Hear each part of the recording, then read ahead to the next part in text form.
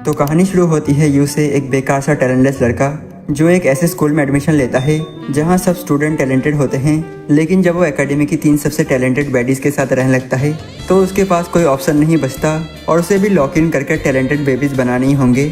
और ये सब कुछ शुरू होता है सेका एकेडमी से, जहाँ गिफ्टेड स्टूडेंट अपने टैलेंट को कल्टीवेट करते हैं। और हमारा लड़का यू अभी अभी इस एलीट स्कूल में ट्रांसफर हुआ है, लेकिन पहले ही दिन उसे मार्शल आर्ट क्लब के वाइस कैप्टन से पिटाई पड़ जाती है और सबके सामने वाइस कैप्टन उसे लूजर कहकर बेइज्जत करता है। और सभी लोग उस पर हंसते हैं क्योंकि वो अपनी मदर सुबारू, जो एक लिस्ट एक्ट्रेस और ग्रेटनेस की अवतार मानी जाती है, वो उनके नक्शे कदमों पर नहीं चल पा रहा। और वाइस प्रेसिडेंट कहता है कि उसे अपनी टैलेंट उन तीनों रॉयल्स को दिखानी होंगी जो इस एकेडमी के टॉप 3 स्टूडेंट हैं। लेकिन गुस्से में यू कहता है कि उसे अपनी मदर से कंपेयर करना बंद करो और फिर वो वाइस प्रेसिडेंट पर हमला करता है। लेकिन एनीमे गॉड्स ने उसे प्लॉट आर्मर नहीं दिया है और इसीलिए वो एक कमजोर की तरह पंच करता है और जमीन पर अंधे मुंह गिर जाता है। और सभी लोग घृणा से देखते हैं कि महान सुबारू का बेटा कितना बेकार है। लेकिन यू सोचता है कि वो हमेशा अपनी मदर से कंपेयर होकर हमेशा फेलियर की तरह ट्रीट होता आया है। और तभी वो प्रीच करता है और वाइस प्रेसिडेंट को उठकर टैलेंट के ऑब्सेशन को छोड़ने की बात करता है।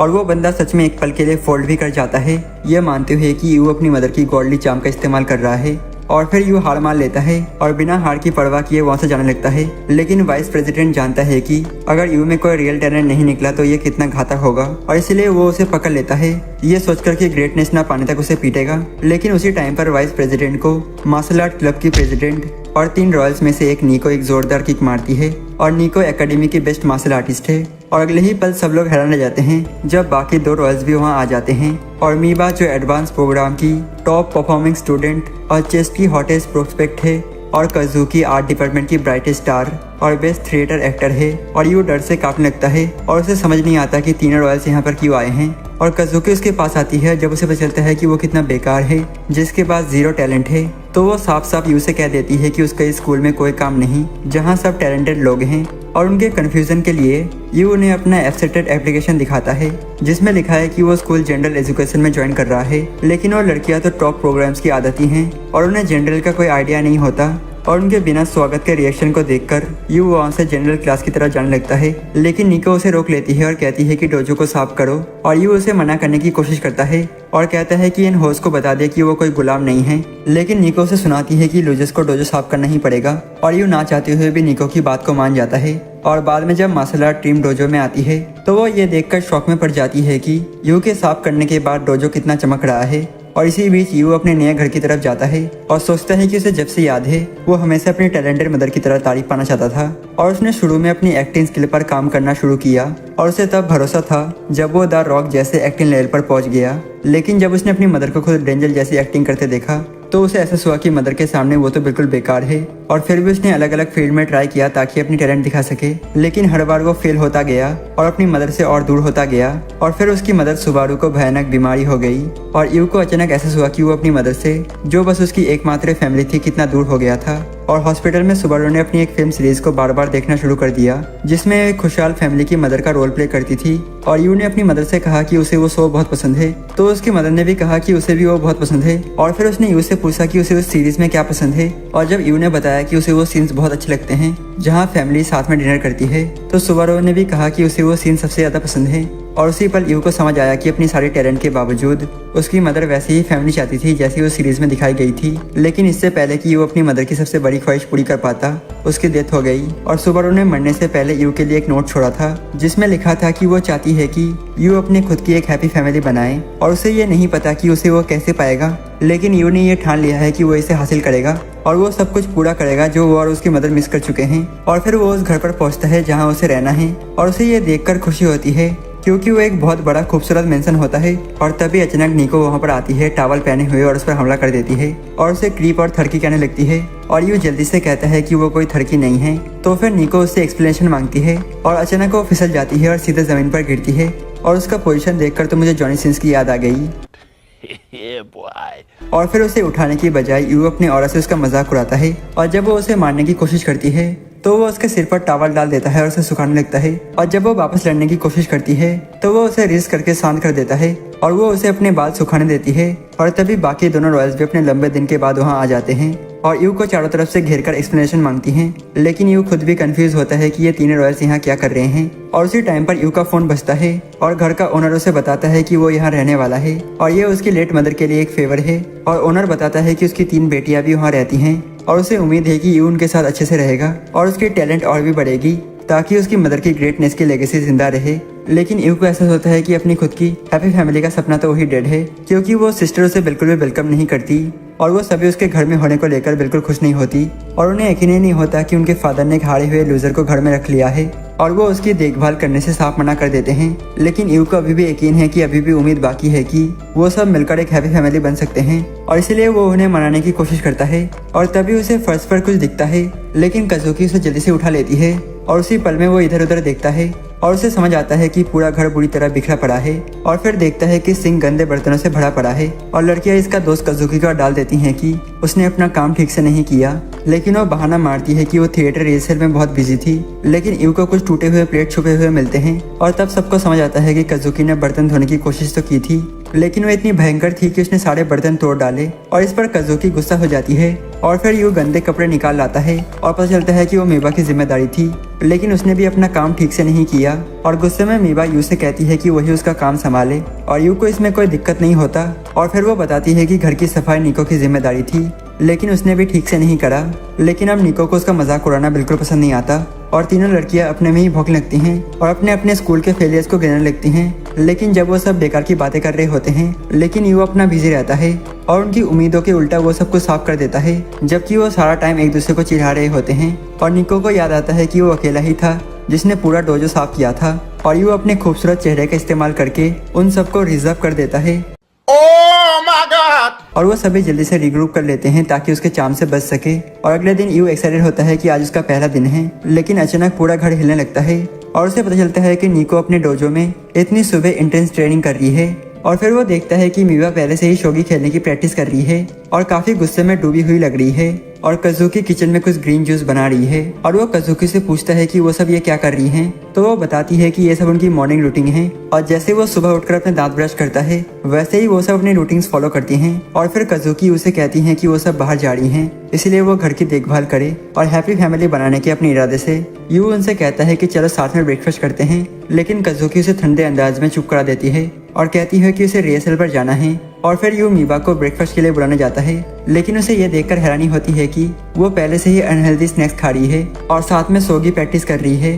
और जब वो उसे रोकने की कोशिश करता है तो उसे उसकी इंटेंस ऑरा महसूस होती है और उसे अपनी मदर की याद आ जाती है और उसे याद आता है कि कैसे उसकी मदर भी उसे हर बार इनकार कर देती थी जब वो उन्हें ब्रेकफास्ट के लिए बुलाता था और फ्रिज में अपना पहले से तैयार खाना रखा करती थी। और अचानक निको प्रैक्टिस से आकर खाना देखकर ललचाती है, लेकिन जब यू उसे थोड़ा देने की कोशिश करता है तो वो तुरंत मना कर देती है और उसकी टीजिंग करने के बावजूद वो कहती है कि जो खाना वो खा रहा है वो उसके लिए बैलेंस नहीं है और उसे समझ नहीं आता कि कोई ब्रेकफास्ट को लेकर इतना सीरियस क्यों है। और तब निको उसे बताती है कि बेस्ट बनने के लिए उसे अपने आप को बेस्ट न्यूट्रिशन देना होगा।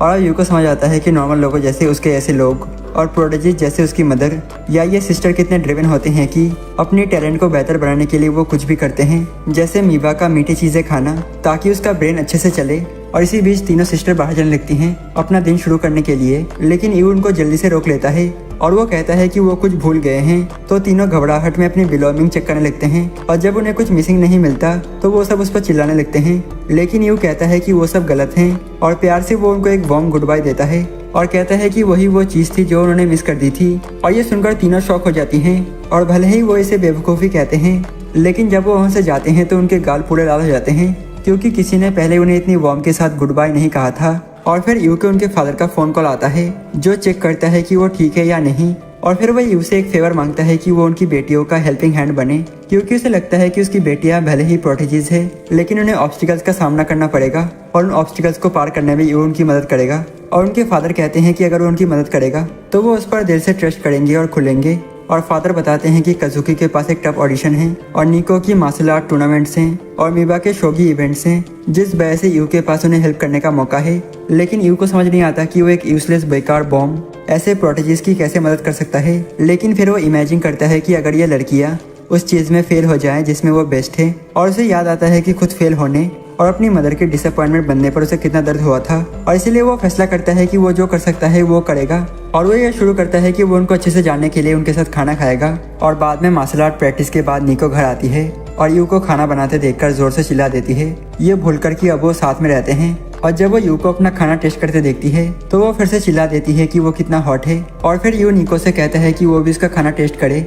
और पहले तो वो टेम्पटेड होती है, लेकिन फिर अपनी कंपोजर वापस पाकर उसका ऑफर मना कर देती है और कहती है कि वो उसकी कुकिंग से टेम नहीं होगी। और वो उसे छोड़कर सावा लेने चली जाती है। और जब वो वापस किचन में आती है तो उसे ये देखकर हैरानी होती है कि यू और भी इंटेंस होकर कुकिंग कर रहा होता है और उसके सामने ढेर सारे कुकिंग बुक्स पड़े होते हैं। और तभी मीबा भी किचन में आ जाती है और यू दोनों को डिक्लेयर करता है कि वो उनके लिए सबसे ग्रेटेस्ट खाना बनाएगा, लेकिन लड़कियां बस उसे मना कर देती हैं। और ये सब देखकर निको को याद आता है कि कैसे वो और उसकी सिस्टर हमेशा अपने हाउसमेट्स के बनाए खाने को मना कर देती थी। और वो दिल से मानती थी कि उसे जो भी खाना है उसे उस पर पूरा कंट्रोल होना चाहिए ताकि वो हमेशा बेस्ट शेप में रह सके। लेकिन ड्राई चिकन वेस्ट खाते खाते निको को क्यूरियोसिटी होती है और वो देखने जाती है कि यूने उनके लिए क्या बनाया है। और जैसे ही वो उस गर्म खाने को देखती है वो तुरंत ललचा जाती है।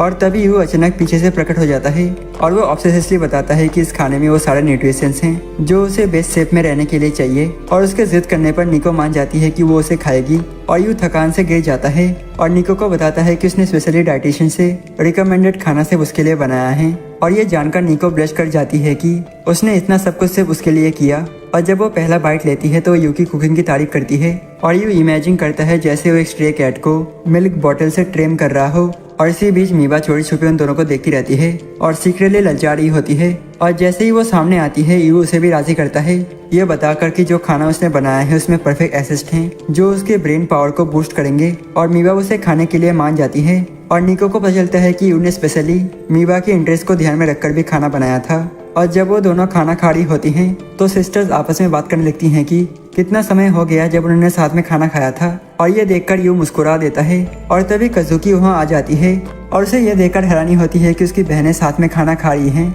बिल्कुल वैसे ही पहले जैसे। और यू उसे समझाता है कि उसका खाना उसके टैलेंट के लिए कितना बेनिफिशियल होगा और ये उसे थिएटर के लिए क्लियर स्किन देगा। लेकिन उसकी उम्मीदों के उल्टा कजुकी ठंडे अंदाज में उसके ऑफर को मना कर देती है। और निको उसे कजुकी के सामने सपोर्ट करने की कोशिश करती है, लेकिन कजुकी कह देती है कि साथ बैठकर खाना खाना उसके लिए नहीं है। और यू को ये ऐसा लगता है जैसे कोई कैट खाना खाने से मना कर रही हो।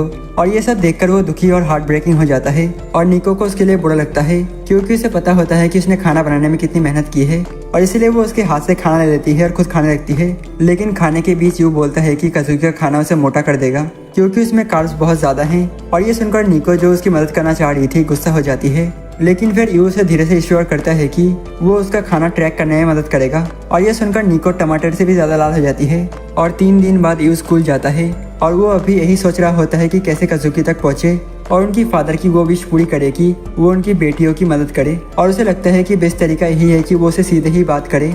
तो वो उसके पास पहुंच जाता है जब वो अपनी फैन गर्ल से घिरी हुई होती है और वो सभी यू को एक टैलेंटेड लूजर की तरह पहचानते हैं। और कजुकी भी उसका मजाक उड़ाने में साथ दे देती है। और तभी यू कजुकी से रिक्वेस्ट करने लगता है कि वो उसके एडवांटेज को मना करना बंद करे और उसके स्पेशल गिफ्ट को एक्सेप्ट कर ले जो उसे पता है कि उसे बहुत खुश कर देगा। लेकिन जहाँ यू खाना दे रहा होता है वहाँ बाकी लोग ये सोच लेते हैं कि वो कजुकी के साथ कुछ और ही बम कर रहा है। और वो सब लोग कजुकी से डिमांड करते हैं कि वो एक्सप्लेन करे कि वो एक लूजर का पिकल क्यों टिकल कर रही है। और यू वहाँ से भाग जाता है। और ये केओस देखकर वो निको के पास जाता है ताकि वो उसके कजुकी के करीब जाने में मदद करे। तो निको को बस ये याद आता है कि वो उससे कितनी बार घबरा चुकी है। और उसके फ्रेंड यू से कन्फ्रंट करते हैं कि वो निको से इतनी फ्रेंडली क्यों एक्ट कर रहा है। लेकिन निको वहाँ खुद आ जाती है एक डरावने ऑरा के साथ जिससे सभी डर जाते हैं। और यू वहाँ से भागकर अपने फाइनल रिजॉर्ट मीबा के पास जाता है। और इसी बीच मीबा क्लास में होती है और अपने फोन पर सोगी खेल रही होती है। और जब वो सुनती है कि कुछ लोग एक मैथ क्वेश्चन में फंसे हैं तो वो उसे आसानी से सॉल्व कर देती है।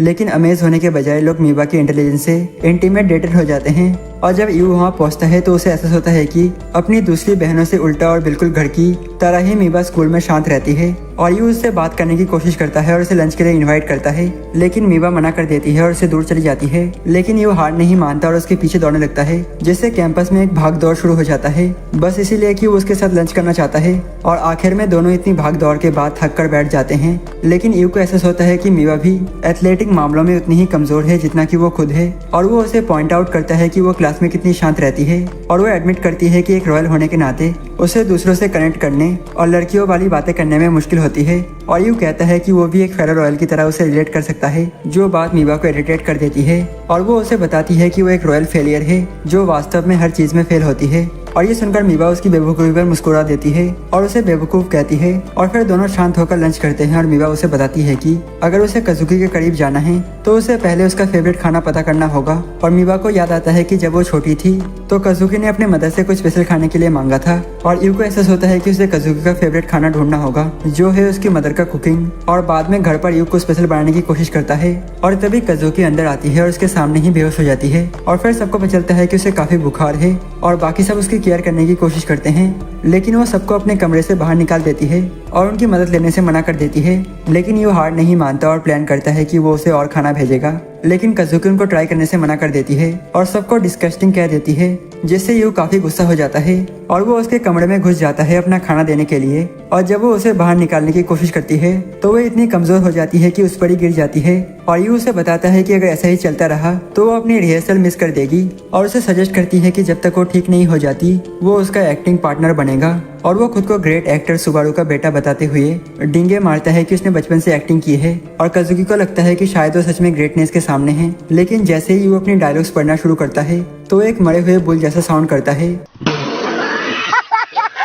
और वो उसे यूजलेस कहकर बाहर निकाल देती है। लेकिन वो हार नहीं मानता और लगातार रोज आता रहता है उसकी एक्टिंग पार्टनर बनने के लिए, लेकिन हर बार उसे बाहर निकाल दिया जाता है। और ये बात कजुकी को गुस्सा दिला देती है कि जहाँ पर वो हमेशा बेदाग और डिफेंडेबल रहती है और वही यू इतना पैथेटिक और अनरिलायबल है। और फिर एक रात वो नीचे आती है और देखती है कि यू टीवी पर उसकी सारी परफॉर्मेंसेस देख रहा है और साथ में अपनी लाइन प्रैक्टिस कर रहा है ताकि वो बेहतर बन सके। और कजुकी उसके एफर्ट से टच हो जाती है और भले ही यू अभी भी एक बेकार एक्टर है और वो उसके हार्डवर्क को एक्नॉलेज करती है। और अगले दिन यू फिर से उसके कमरे में आता है एक्टिंग पार्टनर बनने के लिए, लेकिन जो कजुकी ने पिछली रात देखा था उसके बाद उसे बाहर नहीं निकालती बल्कि उसके साथ एक्टिंग में शामिल हो जाती है। और दोनों की सरप्राइज के लिए यू एक डायलॉग की लाइन इतनी समझदारी से बोल देता है कि वो अपनी मदर को याद करके रोने लगता है और उसे इमोशनल फील होता है कि उसने 10 साल बाद सही से एक्ट कर लिया। और कजुकी भी ये देखकर उसके स्ट्रगल और पैशन से जेलस फील करती है और कजुकी अपनी हार मान लेती है और इस बात के लिए भी मान जाती है कि वो उसका खाना खाएगी ताकि वो जल्दी ठीक हो सके। और ये खुशी से सेलिब्रेट करता है और वादा करता है कि वो उसके लिए एक मास्टरपीस बनाएगा, लेकिन कजुकी उसे रोक देती है और कहती है कि उसकी एक रिक्वेस्ट है। और कुछ कहने से पहले ही वो अपने बेड में लेट जाती है और ये सोचकर एम्बेरस हो जाती है कि वो क्या कहने वाली है। और काफी हिम्मत जुटाकर वो यू को बताती है कि उसे कैरेट्स, मशरूम्स, बेल पेपर्स और भी कई चीजें खाना पसंद नहीं है। और यू को एहसास होता है कि इतने टाइम से कजुकी बस एक नखरेबाज खाने वाली थी। और अगली सुबह मीवा और निको पूरी तरह शॉक में होते हैं ये देखकर कि कजुकी इतने दिन के रिलेशन के बाद भी डिनर के लिए उनके साथ बैठी है। और यू उसे कॉम्प्लीमेंट देता है कि उसने सारा खाना खत्म कर दिया और कजुकी खुश होकर खाना खाती है, बस उसमें कैरेट ना हो। लेकिन उसे सरप्राइज करते हुए यू उसके कान में धीरे से कहता है कि उसने कैरेट्स को ब्लेंड कर दिया था। और ये सुनते ही वो ट्वीट करने लगती है और ये देखकर यू बहुत खुश होता है कि उसने अपनी कुकिंग से तीनों किटन्स को फाइनली काबू कर लिया। लेकिन तभी तीनों उससे कह देती है कि वो उनके लिए डिनर ना बनाए। और जब वो पूछता है क्यों तो वो एक्सप्लेन करती हैं कि वो सब बाहर खाएंगी क्योंकि सबकी अपनी अपनी प्रैक्टिस और एक्टिविटीज हैं। और जब वो सब निकल जाती हैं तो यू को याद आता है कि उसकी मदर भी ऐसा ही करती थी, 1 महीने तक घर पर खाना नहीं खाती थी, जिससे उनका रिश्ता धीरे धीरे खराब हो गया था। और उसे और भी गहरा एहसास होता है कि जैसे उसकी मदर वैसे ही ये तीनों बहनें गिफ्टेड और ऑब्सेस्ड हैं, जबकि वो बस एक टैलेंटलेस बॉम्ब है जो हर चीज में बेकार है। और उसे याद आता है कि उनके फादर ने उससे कहा था कि वो उनकी बेटियों का हेल्पिंग हैंड बने। और उसे अपनी मदर की विश भी याद आती है कि वो अपनी खुद की हैप्पी फैमिली बनाए। लेकिन फिर उसे जल्दी ही समझ आता है कि उसे खुद नहीं पता कि एक हैप्पी फैमिली होती क्या है। तो वो अपनी मदर का वो टीवी सीरीज चला देता है जिसमें वो एक लविंग मदर का रोल प्ले करती थी। और उस टीवी सीरीज में दिखाई जा रही हैप्पी फैमिली को देखकर और यू भी मुस्कुरा देता है उस वॉर्म को देखकर जो उसके सामने होती है। और फिर टीवी में दिखाया जाता है कि वो फैमिली अपने बच्चों को दिखाने के लिए अपनी वेडिंग सेरेमनी प्रिपेयर कर रहे हैं। लेकिन अपनी मदर को वेडिंग ड्रेस में देखकर यू थोड़ा अजीब फील करता है। और तभी तीनों बहनें अपनी एक्टिविटीज के बाद घर लौट आती हैं। और जब कजुकी उसे आंसू में और टीवी पर वो टेलीविजन देखते हुए पाती है तो वो मान लेती है कि वो अपनी मदर को बहुत मिस कर रहा है। और वो यू के पास काइंडनेस के साथ आती है और कहती है कि उसे सिर्फ उन्हें इम्प्रेस करने के लिए खुद को तकलीफ देने की जरूरत नहीं है और बाकी बहनें भी इस बात से सहमत होती हैं और उसे याद दिलाती हैं कि वो बस एक फ्री लोडर है। और ये सुनकर यू को बुरा लग जाता है और वो खड़ा हो जाता है और कहता है कि वो फ्री लोडर बनने से मना करता है और उसने हमेशा ये सोचा था कि उसकी मदर के साथ उसका बॉन्ड कभी नहीं बन पाएगा क्योंकि उन दोनों के बीच टैलेंट का बहुत बड़ा फर्क था। लेकिन फिर उसे एहसास हुआ कि वो दोनों कई तरीके से एक जैसे हैं। लेकिन इससे पहले कि दोनों अपना रिश्ता फिर से ठीक कर पाते, सुबारू की डेथ हो गई और यू नहीं चाहता कि उसकी और बहनों के बीच ऐसा कुछ हो और वो डिक्लेयर करता है कि वो बहनों के साथ एक हैप्पी फैमिली बनाना चाहता है। और ये सुनकर तीनों शॉक में आ जाती हैं और निको को उसका आइडिया अजीब लगता है और वो पूछती है कि उसका प्लान क्या है उनके साथ हैप्पी फैमिली बनाने का। और तभी टीवी पर सुबारू और उसके टीवी हस्बैंड की वेडिंग सीन दिखाई जाती है और लड़कियों को जल्दी ही समझ आ जाती है कि यूए अचीव कर सकता है हैप्पी फैमिली बनाने के लिए और उसे उनसे शादी करनी होगी। और लड़कियां खुद को वेडिंग ड्रेसेस में इमेजिन करने लगती हैं, लेकिन ये सोचते ही वो सब नाराज हो जाती हैं और ये उसे कह देती है कि वो कभी भी एक लविंग हस्बैंड बनकर उनके चीक्स क्लैप नहीं कर पाएगा। और बाद में बात लेते हुए निको यू के बारे में सोचती है कि वो कितना स्ट्रांग है कि 3 हॉट लड़कियों के साथ रहते हुए भी अपना स्लिम जिम कंट्रोल में रखा हुआ है। और तभी अचानक यू चिल्ला देता है और जब निको उसे चेक करने जाती है तो वो उसे किसी मामूली बात पर रोता हुआ पाती है और उसे डांट देती है कि उसने उसका बाथ टाइम खराब कर दिया। और वो उसे वापस सुना देता है कि वो बस टॉवल में क्यों घूम रही है, उसे ठंड लग जाएगी। और ये सुनकर निको घबरा जाती है और जल्दी से वापस बाथरूम की तरफ भागती है और अचानक वो मीवा से मिल जाती है और मीवा ये नोटिस करती है कि निको का चेहरा कितना लाल है जो उसे अजीब लगता है। और जब निको सच छुपाने की कोशिश करती है तो मीवा को डाउट होता है कि इसमें यू का ही हाथ है और तभी यू मीवा को उसका लॉन्ड्री देता है। लेकिन जब मीवा उसे लेने के लिए हाथ बढ़ाती है तो उनके हाथ आपस में टच हो जाते हैं और मीवा चौंक कर पीछे हट जाती है जिससे सारा लॉन्ड्री गिर जाता है। और निको ये नोटिस करती है कि मीवा ब्रश कर रही है और पूछती है कि क्या उसे यू पर क्रश है, लेकिन वो इसे मना कर देती है और दोनों के बीच बहस शुरू हो जाती है और दोनों ये मानने से मना कर देती हैं कि उन्हें यू के लिए कोई फीलिंग्स हैं। और तभी कज़ुकी वहाँ आ जाती है और अपनी बहनों को चिढ़ाती है कि वो किसी बेवकूफ लूजर जैसे यू के लिए लड़ रही हैं। और फिर यू कज़ुकी से मदद मांगता है कि वो उसे पेन ऊपर वाले शेल्फ में रखने में मदद करे और वो खुशी खुशी उसकी मदद कर देती है। और ये करने के बाद यू से शुक्रिया कहता है और कज़ुकी के चेहरे पर एक स्माइल आ जाती है। और भले ही कज़ुकी कूल एक्ट करती है लेकिन वो हार्ट ब्लश कर जाती है और बाकी बहनें इसे नोटिस कर लेते हैं और इससे उनके बीच फिर से एक बहस शुरू हो जाती है। लेकिन यू बीच में कूद पड़ता है और उन्हें डांटता है कि वो बिना वजह के क्यों लड़ रहे हैं और इस बात से तीनों चिढ़ जाते हैं। और जब सभी बहनें वहाँ से चली जाती हैं तो यू नोटिस करता है कि पूरा घर फिर से गंदा हो गया है जिससे वो चिढ़ जाता है। लेकिन जैसे ही उसे याद आता है कि वो सभी एक ही टेबल पर बैठे थे और खा रहे थे और वो खुश और प्राउड फील करता है कि वो कितनी दूर आ गया है। और तभी उसे सरप्राइज में एक पुरानी फोटो मिलती है जिसमें वो तीनों लड़कियां सालों पहले की हैं और वो देखकर यकीन नहीं कर पाता कि वो कितनी क्यूट और सुंदर लग रही थी। और उसे जल्दी ही एहसास होता है कि वो फोटो किसी एक बहन की है। लेकिन जब वो उनसे पूछता है तो कोई मानने के लिए तैयारी नहीं होता कि वो फोटो उनकी है। पर यू समझ जाता है कि उस फोटो की रियल ओनर झूठ बोल रही है और वो एक्सेप्ट नहीं कर रही है कि वो चाहती है कि सब कुछ पहले जैसा हो जाए और उसका भी वही गोल है एक हैप्पी फैमिली बनाने का। और अगले दिन इससे पहले कि वो पता कर पाए कि वो कौन है, सभी बहनें उसे बताती हैं कि वो सब स्कूल से पहले ही कंपटीशन के लिए निकल जाएंगी जिससे यू को कोई जवाब नहीं मिलता। लेकिन जब वो चेक करता है कि लड़कियां कहाँ कहाँ जा रही हैं तो उसे आइडिया आता है कि वो कुछ ऐसा करेगा जिससे वो सब आपस में और करीब आ सके। और उस रात यू लड़कियों के लिए सोने से पहले गर्म दूध बनाता है और उन्हें बताता है कि उसने उनके लिए होटल रूम बुक कर दिए हैं वीकेंड के लिए। और मीवा प्रोटेस्ट करती है कि उसे होटल का खाना बिल्कुल पसंद नहीं है और यू उसे टीज करता है कि उसे उसका कुकिंग मिस होगा और वो घबरा जाती है। और बाकी लड़कियां भी अंदर ही अंदर मान जाती हैं कि उन्हें भी उसका खाना मिस होगा। और अगले दिन लड़कियां अपने अपने इवेंट्स के लिए निकल जाती हैं और मीवा एक सोगी टूर्नामेंट अटेंड करती है जहां वो अपने ओपोनेंट की बुरी तरह से धुलाई कर देती है, ये प्रूव करते हुए कि वो एक जीनियस है। और इसके बाद जब वो होटल जा रही होती है और तभी वो एक चेरी ट्री फेस्टिवल के पास से गुजरती है जो उसे उस टाइम की याद दिलाती है जब वो अपनी बहनों के साथ वहाँ गई थी। तो शॉकिंगली कज़ुकी भी वहाँ होती है और रूम चेकिंग करते हुए वो एक दूसरे से पूछते हैं कि वो यहाँ क्यों हैं। और तभी निको भी वहाँ आ जाती है और वो भी पूछती है कि वो सब उसके होटल में क्यों हैं। और तब उन्हें एहसास होता है कि वो सभी एक ही सिटी में अपने अपने इवेंट्स के लिए आए हैं। और तभी यू अचानक वहाँ पर प्रकट हो जाता है और डिसअपॉइंटमेंट एक्सप्रेशन के साथ बताता है कि उन्हें ये भी नहीं पता कि उनकी बहनें कहाँ कहाँ गई थी। और फिर यू रिवील करता है कि वो सब एक ही रूम में रुकेंगी। और जब वो पूछती हैं क्यों तो वो बताता है कि ये उनके लिए परफेक्ट मौका है एक दूसरे के साथ बॉन्ड बनाने का, बिल्कुल रियल सिस्टर की तरह एक ही रूम शेयर करके। और फिर वो डिक्लेयर करता है कि वो उनका फेस्टिवल कंडक्टर होगा और उन्हें कहता है कि सबको पुराने दिनों की तरह ही चेरी ट्री फेस्टिवल जाना चाहिए। लेकिन इस बात से खुश होने के बजाय लड़कियां उस पर भौंकने लगती हैं कि उसने उनके बड़े इवेंट से ठीक पहले इतना बेवकूफ़ी भरा प्लान क्यों बना दिया। और ये उन्हें मनाने की कोशिश करता है ये कहकर कि उन्हें एक ऐसे श्राइन में जाना चाहिए जो उन्हें लग देता है। और शुरू में निको उसके आइडिया को स्कॉप कर देती है और वो कहती है कि रियल चैंपियंस को लक की जरूरत नहीं होती। लेकिन जब यू उसे दिखाता है कि मेसी, लेब्रॉन, एमिनेम और जॉनी सिंस जैसे गॉड्स भी बेस्ट बनने के लिए शाइन जाते हैं तो लड़कियों का मूड बदल जाता है।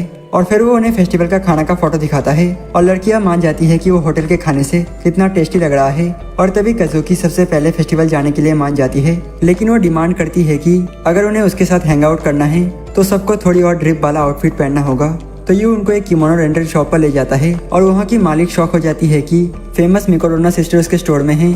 और वो जल्दी से काम में लग जाती है और सिस्टर्स को सबसे बेस्ट किमोनो पहनाती है, जिससे वो ट्रू जापानीज ब्यूटी लगने लगती हैं। लेकिन यू नोटिस करता है कि निको साइड में बैठी है और किमोनो पहनने से मना कर रही है और वो उसे मनाने की कोशिश करता है कि वो 100 पिटी किमोनो में से कोई एक चूज कर ले, लेकिन वो मना कर देती है।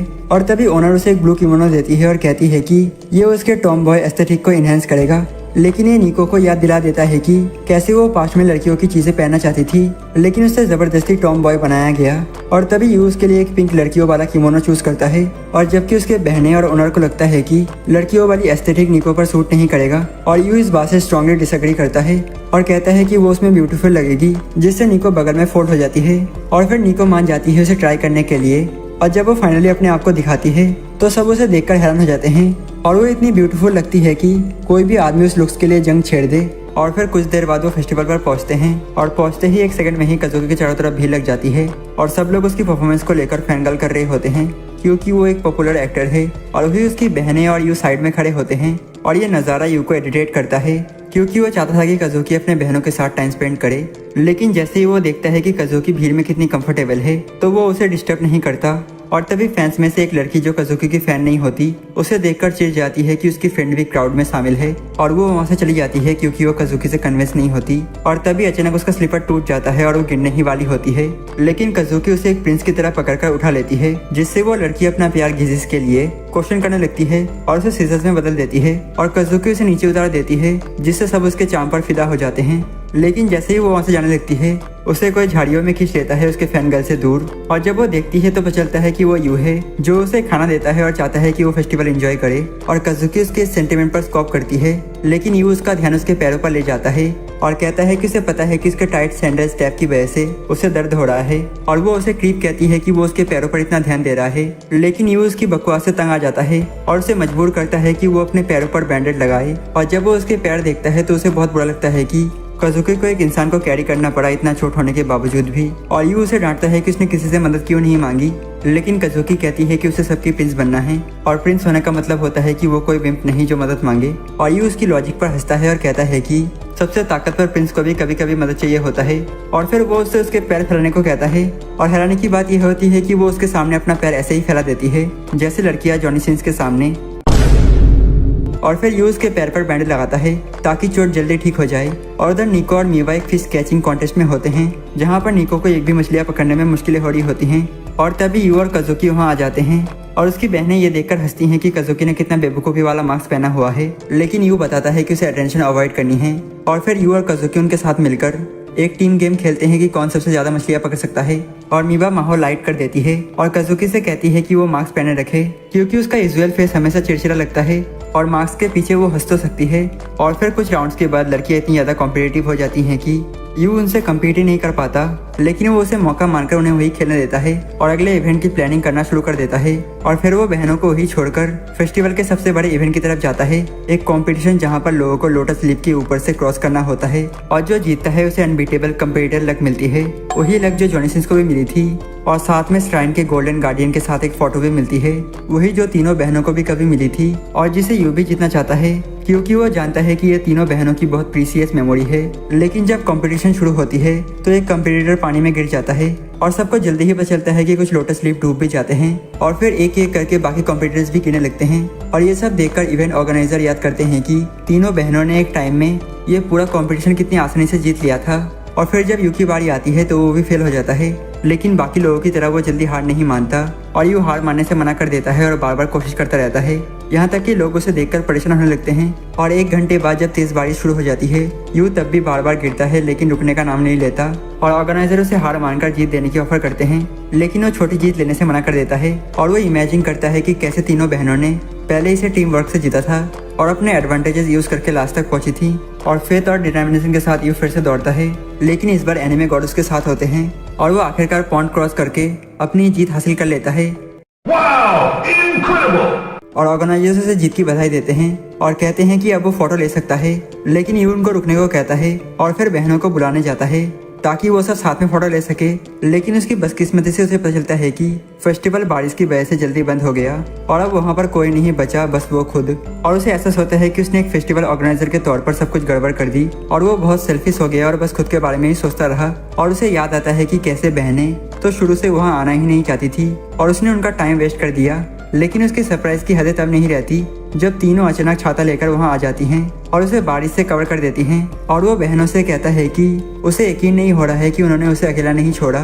और तब वो कहती है कि वो इतनी क्रूर नहीं है कि उसे पीछे छोड़ दे। और काजुकी उसे याद दिलाती है कि वो उनका फेस्टिवल कंडक्टर है और उसे कहती है कि अपनी जॉब कंटिन्यू करे। और इससे यू का मूड लिफ्ट हो जाता है और यू को गीला और फ्लोर पर बैठे देखकर तीनों बहनें एक साथ उसे अपना छाता ऑफर करती हैं। और फिर सब घबरा जाते हैं क्योंकि तीनों ही एक ही चीज चाहते हैं, यू के साथ हाथ में हाथ डालकर चलना। तो वो डिसाइड करते हैं कि स्टोन पेपर सीजर खेलेंगे और जो हारेगा वही यू के साथ चलेगा। लेकिन अंदर से तीनों ही हारना चाहती हैं और आखिर में निको हार जाती है। और जब वो उसके साथ चलती है तो उसे लगता है कि उसका हार्ट मैराथन भाग रहा है। और बाद में होटल में लड़कियां ओपन बाथ में एक साथ नहाती हैं और जो कुछ पहले हुआ उसके बाद निको सोचने लगती है कि उसका दिल इतना तेजी से क्यों धड़क रहा था। और अचानक इंस्टेंट से वो अपने प्लॉट के साथ खेलने लगती है जिससे बाकी दोनों शॉक हो जाते हैं। और तब उन्हें एहसास होता है कि निको चाहती है कि वो उन्हें ग्रो करे ताकि यू उसे पसंद करे।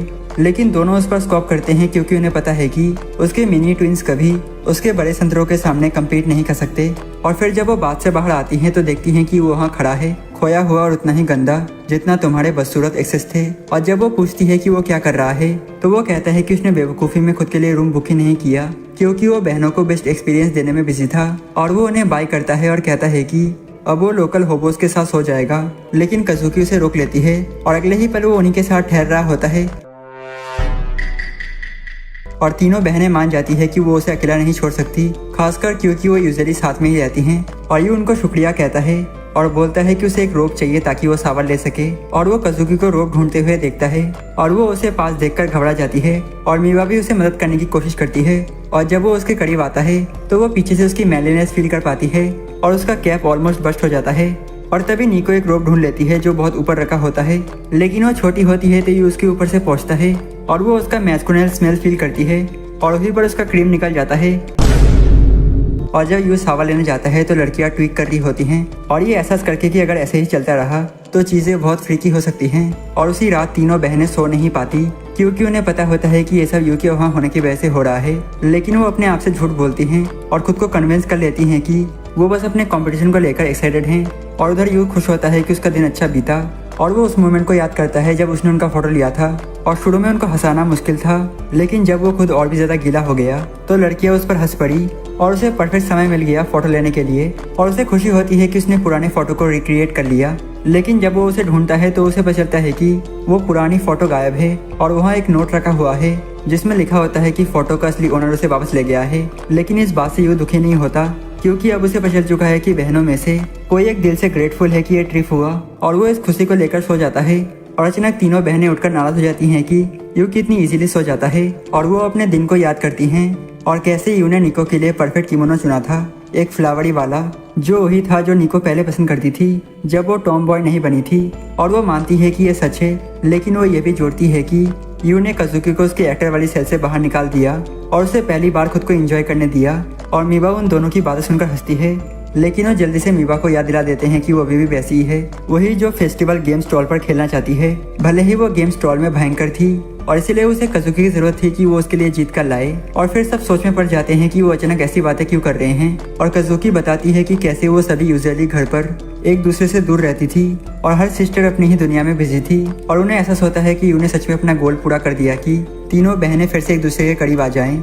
लेकिन अंदर से जब मीवा उन दोनों फोटोज को देखती है तो वो खुश होती है कि उसे अपनी बहनें वापस मिल गई, बिल्कुल वैसे ही जैसे पहले थी, भले ही एक रात के लिए ही सही। और ये सब हुआ उस गोट यू की वजह से। और फेस्टिवल ट्रिप के बाद लड़कियां एक दूसरे के और भी करीब आ जाती हैं, बिल्कुल सच्चे बहनों की तरह। और ये बात यू का दिल वार्म कर देती है और उसे याद आता है कि उसने एक बढ़िया डिनर बनाने का वादा किया था। तो स्कूल के बाद वो घर आता है और रेडी होता है एक बढ़िया खाना बनाने के लिए। लेकिन जब वो दरवाजा खोलता है तो सरप्राइज होता है कि लड़कियां जल्दी घर आ गई हैं। लेकिन तभी उसे और भी कंफ्यूजन होता है जब वो वहाँ पर एक चौथे पैर के जूते देखता है और अंदर जाकर वो देखता है कि सभी लड़कियां एक आदमी के सामने खड़ी हैं। और जब वो आदमी बोलना शुरू करता है तो यू एहसास करता है कि वो उन लड़कियों का फादर है और वो जल्दी से उनको ग्रीट करता है और उसे यहाँ रुकने देने के लिए शुक्रिया भी कहता है। और वो फादर सुबारू की डेथ पर कंडोलेंसेस देता है, लेकिन यू को एश्योर करता है कि उसकी टैलेंट उसके बेटे में जिंदा रहेगी अगर वो और मेहनत करे। और तभी वो एहसास करता है कि तीनों बहनें अचानक बहुत शांत हैं और उसे पता चलता है कि उसके फादर अपनी बेटियों से उनके प्रोग्रेस के बारे में पूछताछ कर रहा है। और तीनों लड़कियां उसे कोल्डली कहती है कि वो डोमिनेटिंग कर रही हैं अपने कंपटीशन में और उनका फादर बस कहता है कि वो ऐसे ही आगे बढ़ती रहें और वहाँ से जाने लगता है। लेकिन यू उसे रोकता है और उसके फादर से कहता है कि वो एक बढ़िया खाना बनाने वाला है और उनसे रिक्वेस्ट करता है कि वो भी उनके साथ डिनर करे।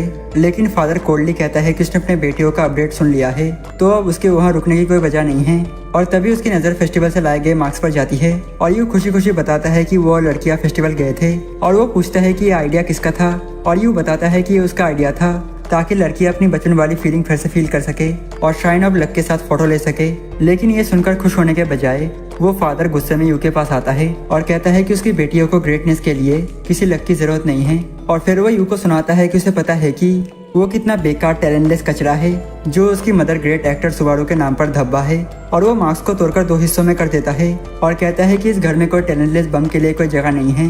और वो फादर उसका कंधा कसकर पकड़ लेता है ताकि यू को वहाँ से निकाल सके।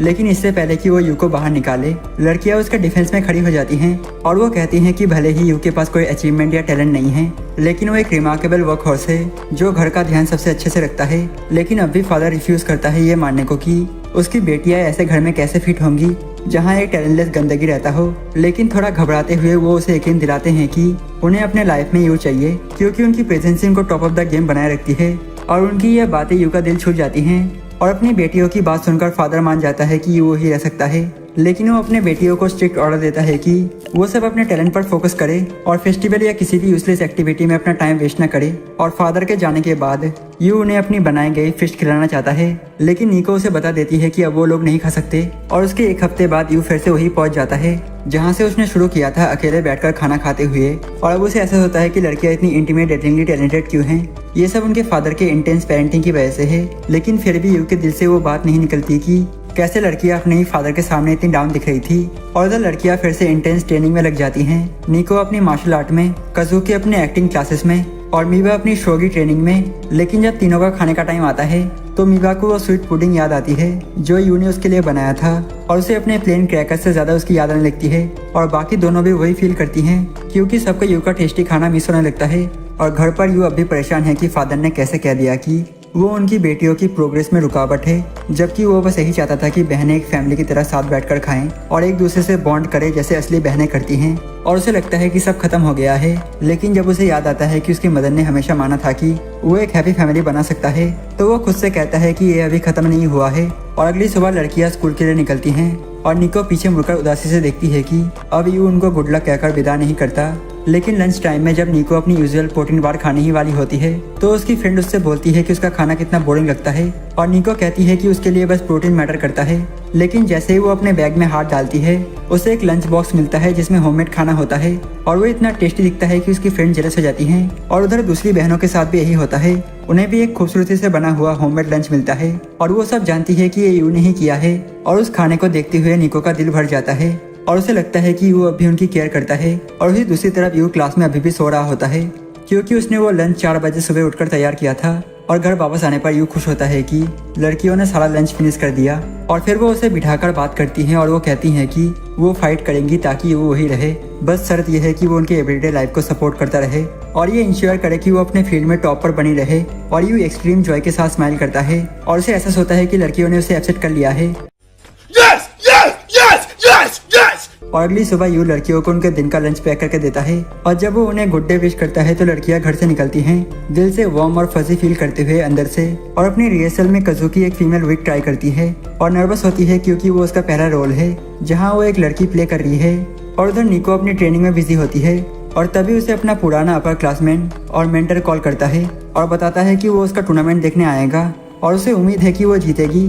और कहीं और मीवा एक शोगी ग्रैंड मास्टर के खिलाफ गेम खेल रही होती है, जो उम्मीद करता है कि मीवा अगला स्टेप लेगी और शोगी टाइटल अपने नाम करेगी। और तीनों लड़कियां घर लौटती है सिर झुकाए हुए, अपने अपने टैलेंट का प्रेशर महसूस करते हुए और याद करते हुए कि सब लोग उन पर कितना भरोसा करते हैं। लेकिन जैसे ही वो घर पहुंचती है, उनका स्वागत यूं करता है जो होममेड उड़न बना रहा होता है डिनर के लिए। और जैसे ही वो फिसलता है, लड़कियां हंस पड़ती हैं और एक पल के लिए अपना सारा प्रेशर भूल जाती हैं। और फिर यूं उनको अपना पहला उड़न सर्व करता है। लेकिन जैसे ही वो पहला बाइट लेती हैं, वो एग्री करती हैं कि खाना इनक्रेडिबली एवरेज टेस्ट कर रहा है। लेकिन अनलाइक जो उनके फादर ने सिखाया था, वो एहसास करती हैं और अप्रिशिएट भी करती हैं कि कैसे कुछ एवरेज भी इतना अच्छा लग सकता है। और डिनर के बाद यू बर्तन धो रहा होता है और तभी कज़ुकी आ जाती है मदद करने के लिए और यू उसे डिस्गस्ट वाली नजर से देखता है। लेकिन कज़ुकी कहती है कि वो अपने फेमिनिन साइड पर काम करना चाहती है और यू उससे कहता है कि बर्तन धोने का कोई जेंडर नहीं होता। और फिर यू उससे उसके आने वाले ऑडिशन के बारे में पूछता है और कज़ुकी एडमिट करती है कि भले ही वो चिंतित फील कर रही थी, लेकिन उसका सारा चिंता उस पल गायब हो गया जब उसने घर में कदम रखा और यू को देखा। और इसलिए वो विश्वास करती है कि वो ठीक रहेगी। और तभी उसकी नज़र यू की उंगलियों पर पड़े कट्स पर जाती है, जिससे वो सरप्राइज हो जाती है क्योंकि उसे लगता था कि वो एक ग्रेट कुक है। लेकिन यू उसे बताता है कि वो इतना अच्छा कुक नहीं है, बस उसकी मेहनत ने खाने को अच्छा बना दिया। और अचानक यू के हाथ से एक प्लेट गिर जाता है, लेकिन कज़ुकी ने पहले कई प्लेट तोड़ रखी हैं और इसलिए यू उसे बताता है कि उसने सारे प्लेट्स बदलकर हार्ड प्लास्टिक वाले कर दिए हैं। और फिर जब यू प्लेट्स ट्रांसफर कर रहा होता है, वो थकावट की वजह से फिर से गिर जाता है और उसके नाक से खून निकल जाता है और कज़ुकी परेशान हो जाती है।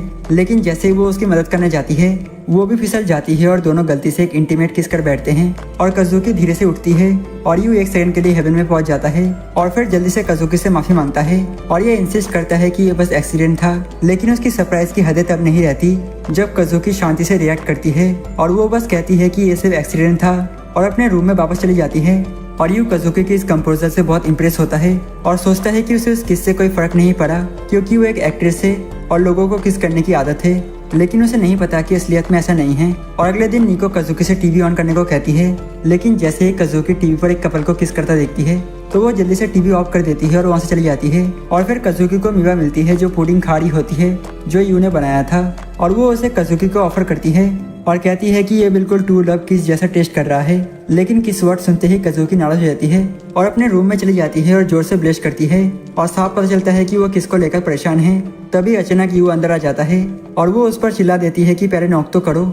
और यू माफी मांगता है और कहता है कि वो उनके किस के बारे में बात करना चाहता है। और यू पूरा एक्सपेक्ट करता है कि कज़ुकी नहीं चाहती कि वो एक टैलेंटलेस बम जैसे लड़के को फिर कभी किस करे और वो इस बात से एग्री भी कर देती है। तो यू उससे कहता है कि उन्हें यह मान लेना चाहिए कि वो किस कभी हुआ ही नहीं और उसका कोई मतलब भी नहीं क्योंकि उसे लगता है कि यही कज़ुकी चाहती है। लेकिन जैसे ही वो दरवाजे से बाहर निकलता है, कज़ुकी अंदर से आग बबूला हो जाती है और उसे यह मानने से गुस्सा आता है कि उसका किस उसके लिए कुछ भी नहीं था।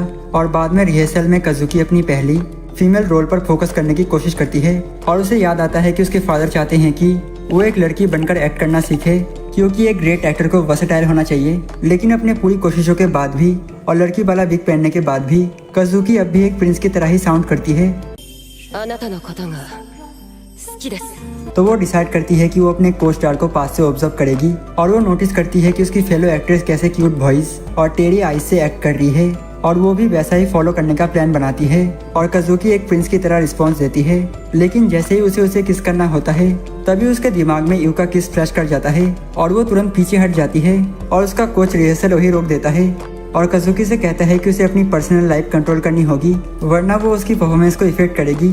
और ये सुनकर कज़ुकी के दिमाग में एक आइडिया आता है और घर वापस आकर कज़ुकी यू के पास जाती है और उससे रिक्वेस्ट करती है कि वो उसके लिए स्टेमिना इंड्यूसिंग खाना बनाए ताकि उसकी परफॉर्मेंस और बेहतर हो सके। और यू खुशी खुशी मान जाता है और उसे लगता है कि सब कुछ वापस नॉर्मल हो गया है। लेकिन अचानक कज़ुकी थोड़ी किंकी हो जाती है और यू से डिमांड करती है कि वो संडे को उसके साथ एक डेट पर चले, जिससे वो सरप्राइज हो जाता है। और यू सोचने लगता है कि क्या ये किसकी वजह से प्लॉट डेवलपमेंट हुआ है, लेकिन उन्हें पता नहीं होता कि बाकी दो लोग उनकी बातें सुन रहे होते हैं और वो ये सुनकर शॉक हो जाते हैं कि उनकी सबसे बड़ी बहन उस टैलेंटलेस लड़के यू के साथ डेट चाहती है और उन्हें बेचारे गिजी की चिंता होती है। लेकिन वो फैसला करते हैं कि वो अपने अपने रूम में ही छुपे रहेंगे। और फिर जब बाकी दोनों नहीं सुन रहे होते तो यू कज़ुकी से पूछता है कि आखिर क्या हुआ था और कज़ुकी बताती है कि वो अपने आने वाले ऑडिशन के लिए स्ट्रगल कर रही थी जिसमें उसे हीरोइन का रोल निभाना है और इसलिए वो रियल में हीरोइन बनने का एक्सपीरियंस लेना चाहती है ताकि उसका परफॉर्मेंस ऑथेंटिक लगे। और यू उसकी इस इंटेंशन को सपोर्ट करता है, यहाँ तक कि उसके डिटर्मिनेशन से इम्प्रेस भी हो जाता है। और कजुकी उसे चेतावनी देती है कि ये बात बाकी लोगों से छुपा कर रखे, और वो उसे ये भी चेतावनी देती है कि गलत आइडिया मत पालना। लेकिन यू मानता है कि अगर उसे कजुकी से बेस्ट परफॉर्मेंस लेनी है तो उसे एक रियल डेट का एक्सपीरियंस देना होगा। तो यू उसे रिजर्व करता है और कहता है कि उसने उसके साथ डेट के लिए कुछ स्पेशल तैयार किया है, जो सुनकर कजुकी ब्लश कर जाती है। और अगली सुबह क्यूरियोसिटी में निको यू से पूछती है कि क्या वो संडे को कहीं जा रहा है, और जब यू कहता है कि वो कुछ स्पेशल नहीं करने वाला तो निको शॉक में आकर अनॉयड हो जाती है कि यू ने उससे झूठ बोला। और वो इमेजिन करती है कि वो कजुकी के साथ पीछे कुछ क्लैपिंग कर रहा है। और उधर मीवा को याद आता है कि उसने सुना था कि यू उस डेट को स्पेशल बनाने की प्लानिंग कर रहा था, और वो भी अपने दिमाग में कुछ फीकी चीजें इमेजिन करने लगती है, जिससे डिनर का पूरा मूड स्पॉइल हो जाता है, जिसे यू नोटिस कर लेता है। और जब कजुकी टेलीपैथिकली यू से डेट के बारे में बात करती है तो ये बात दोनों बहनों को और भी ज्यादा गुस्सा दिला देती है, जिससे यू को चिंता होती है कि कहीं ये उनका वो मंथली टाइम टू ब्लीड तो नहीं है। और संडे को यू खुशी खुशी कजुकी का इंतजार कर रहा होता है, बिना ये जाने कि निको और मीबा उसे देख रही है। और उन्होंने डिस्गाइज पहना होता है जो उन्होंने एक दूसरे के लिए चुना है, लेकिन जहाँ उनका मकसद अजीब लगने का होता है, लेकिन वो दोनों उल्टा क्यूट लग रही होती हैं। और फिर जब कजुकी आती है तो हर कोई उसके फेमिनिन फॉर्म को देखकर उसे देखने लगता है, और जहाँ यू उसकी खूबसूरती देखकर हैरानी में होता है। और वही बहनें गुस्से में होती है कि वो यू को रिस्क कर रही है, और कजुकी उससे कहती है कि डेट शुरू करे। और वो ऐसा करती है एक मूवी हीरोइन की तरह एक्ट करके, जिससे यू काफी खुश होता है और खुद को और ज्यादा मर्द महसूस करता है। और वो दोनों एक्वेरियम जाते हैं और बाकी दोनों उनका पीछा करते हैं, और दोनों अभी भी हैरानी में होते हैं कि कजुकी ने क्या पहना है। लेकिन एंट्रेंस पर आदत से मजबूर कजुकी यू को सीढ़ियों से नीचे ले जाती है, और यू उसे याद दिलाता है कि उसे प्रिंसेस की तरह एक्ट करना है, प्रिंस की तरह नहीं। तो वो अपनी जगह बदल लेते हैं। और जब शो शुरू होता है कजुकी बहुत हार्ड ट्राई करती है क्यूट दिखने के लिए, लेकिन यू उसे समझाता है कि अगर वो खुद को एंजॉय करे तो उसमें से एक जेन्युइन रिएक्शन आएगा। और तभी अचानक डॉल्फिन उन पर पानी छिड़क देते हैं, लेकिन फिर से अपनी आदत से कजुकी यू को भीगने से बचा लेती है, जैसे कि रिलेशनशिप में वही पैकिंग कर रही हो। और आसपास के लोग उनकी तारीफ करने लगते हैं, जिसमें वो दोनों बहनें भी शामिल है, जो अब और भी ज्यादा नाराज है ये देखकर कि कजुकी यू पर इतनी हावी है। और यू की डोमिनेशन पे टॉप पर आते ही जैसे जैसे डेट आगे बढ़ती है, वो दोनों इस बात से स्ट्रगल करते हैं कि कजुकी को रिलेशनशिप की हीरोइन कैसे बनाया जाए। और निको और मीवा को राहत मिलती है ये सोचकर कि डेट बहुत खराब जा रही है। और थोड़ी देर बाद यू वॉशरूम चला जाता है और कजुकी अकेले रह जाती है, और वो अपने परफॉर्मेंस को लेकर चिंता में होती है, और चिंतित हो जाती है कि कहीं उसने यू को डिसअपॉइंटमेंट तो नहीं कर दिया, जो इस डेट के लिए बहुत एक्साइटेड था। और तभी अचानक एक सिंप वहाँ आ जाता है उसकी चिकनी बॉडी को घूरते हुए, और वो उसे अपनी काउच एजेंसी में ज्वाइन करने का ऑफर देता है, और एक सीन का वादा करता है जिसमें जॉनी सिंस और मिया खलीफा होंगे। और कजुकी उसे मना करने की कोशिश करती है, लेकिन वो चोमू आदमी जिद करता रहता है। और उसी समय यू वापस आता है पहले से कई ज्यादा चैट बनकर, और उस चोमू को डांट देता है कि वो उनके डेट से दूर हो जाए। लेकिन वो चोमू आदमी अब भी इंसिस्ट करता है कि कजुकी एक परफॉर्मर बनकर अच्छी कमाई कर सकती है। और तभी यू को उसकी बकवास से पूरी तरह गुस्सा आ जाता है, और वो जोर से पूरे डिटर्मिनेशन के साथ कहता है कि तू उसे नहीं पा सकता क्योंकि मैं उसे शादी करने वाला हूँ और उसके साथ ब्यूटीफुल बेबीज पैदा करने वाला हूँ। और ये सुनकर वो चोमू इंसान हार मान लेता है। लेकिन यू की इस बात के बाद सभी लोग हैरान रह जाते हैं कि वो कितना रोमांटिक है, और जबकि यू चाहता है कि कजुकी वो बात भूल जाए, लेकिन कजुकी के अंदर की लव क्रेविंग वुमेन उसे कभी नहीं भूल सकती। और वो दिल से मान लेती है कि यू ने उसे पूरी तरह से जीत लिया है। और फिर यू तुरंत उसका हाथ पकड़ता है और उसे कहीं ले जाने लगता है, लेकिन तभी नोटिस करता है कि उसका हाथ कितना गर्म है, और कजुकी खुशी से उसका साथ देती है, जबकि पीछे खड़ी बहनें कंफ्यूज होती हैं कि उन्होंने अभी अभी कौन सा गॉडली रिस्क देख लिया। और वो दोनों सिनेमा हॉल की तरफ बढ़ते हैं, और रास्ते में कोई भी एक दूसरे का हाथ छोड़ने के लिए तैयार नहीं होता। और तभी कुछ अजनबी बात करते हैं कि यू कजुकी का छोटा भाई लग रहा है। और ये साबित करने के लिए कि ये एक प्रॉपर डेट है, यू उसका हाथ और भी कसकर पकड़ लेता है, जिससे कजुकी हल्की सी स्क्वील कर देती है।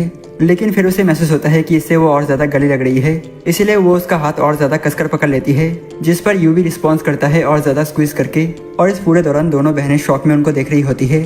और फिर वो लोग सिनेमा हॉल पहुंचते हैं, और यू कजुकी को एक रोमांस मूवी देखने का प्लान बताता है। लेकिन कजुकी उस मूवी की मेन एक्ट्रेस को पहचान जाती है, उसकी सीनियर, जो एक टाइम पर उसी की तरह एक ग्रेट एक्टर बनने का सपना देखा करती थी। लेकिन जब वो मूवी देखते हैं तो कजुकी नोटिस करती है कि उसकी सीनियर की एक्टिंग बहुत हद तक उसकी पुरानी सेल्फ जैसी है, जो हमेशा मेल विलेंस का रोल करती थी, और वो उसे मूवी की मेन हीरोइन के रूप में इमेजिन नहीं कर पाती। और मूवी खत्म होने के बाद जब वो बाहर निकलते हैं तो कजुकी कुछ लोगों की बातों को सुनती है, जो उसके सीनियर के परफॉर्मेंस के बारे में बुरा बोल रहे होते हैं और लोग कहते हैं कि वो क्यूट नहीं है। और ये बात काजुकी को अंदर से परेशान कर देती है और उसे अपने फादर की वो बातें याद आ जाती हैं, कभी असफल मत होना। और उधर यू को एहसास होता है कि उसने गलती कर दी उस मूवी को चुनकर, क्योंकि इससे काजुकी अपने एक्टिंग को लेकर और ज्यादा सेल्फ कॉन्शियस हो जाती है। और फिर वो लोग सिनेमा हॉल से बाहर निकलते हैं और यू अपना आखिरी सरप्राइज रिवील करता है, एक फेरिस व्हील राइड। और फेरिस व्हील देखकर काजुकी और पीछा कर रही दोनों बहनों को लगता है कि ये तो बहुत ही एक क्लीशे तरीका है डेट खत्म करने का। लेकिन तभी कुछ और विजिटर्स बात करने लगते हैं कि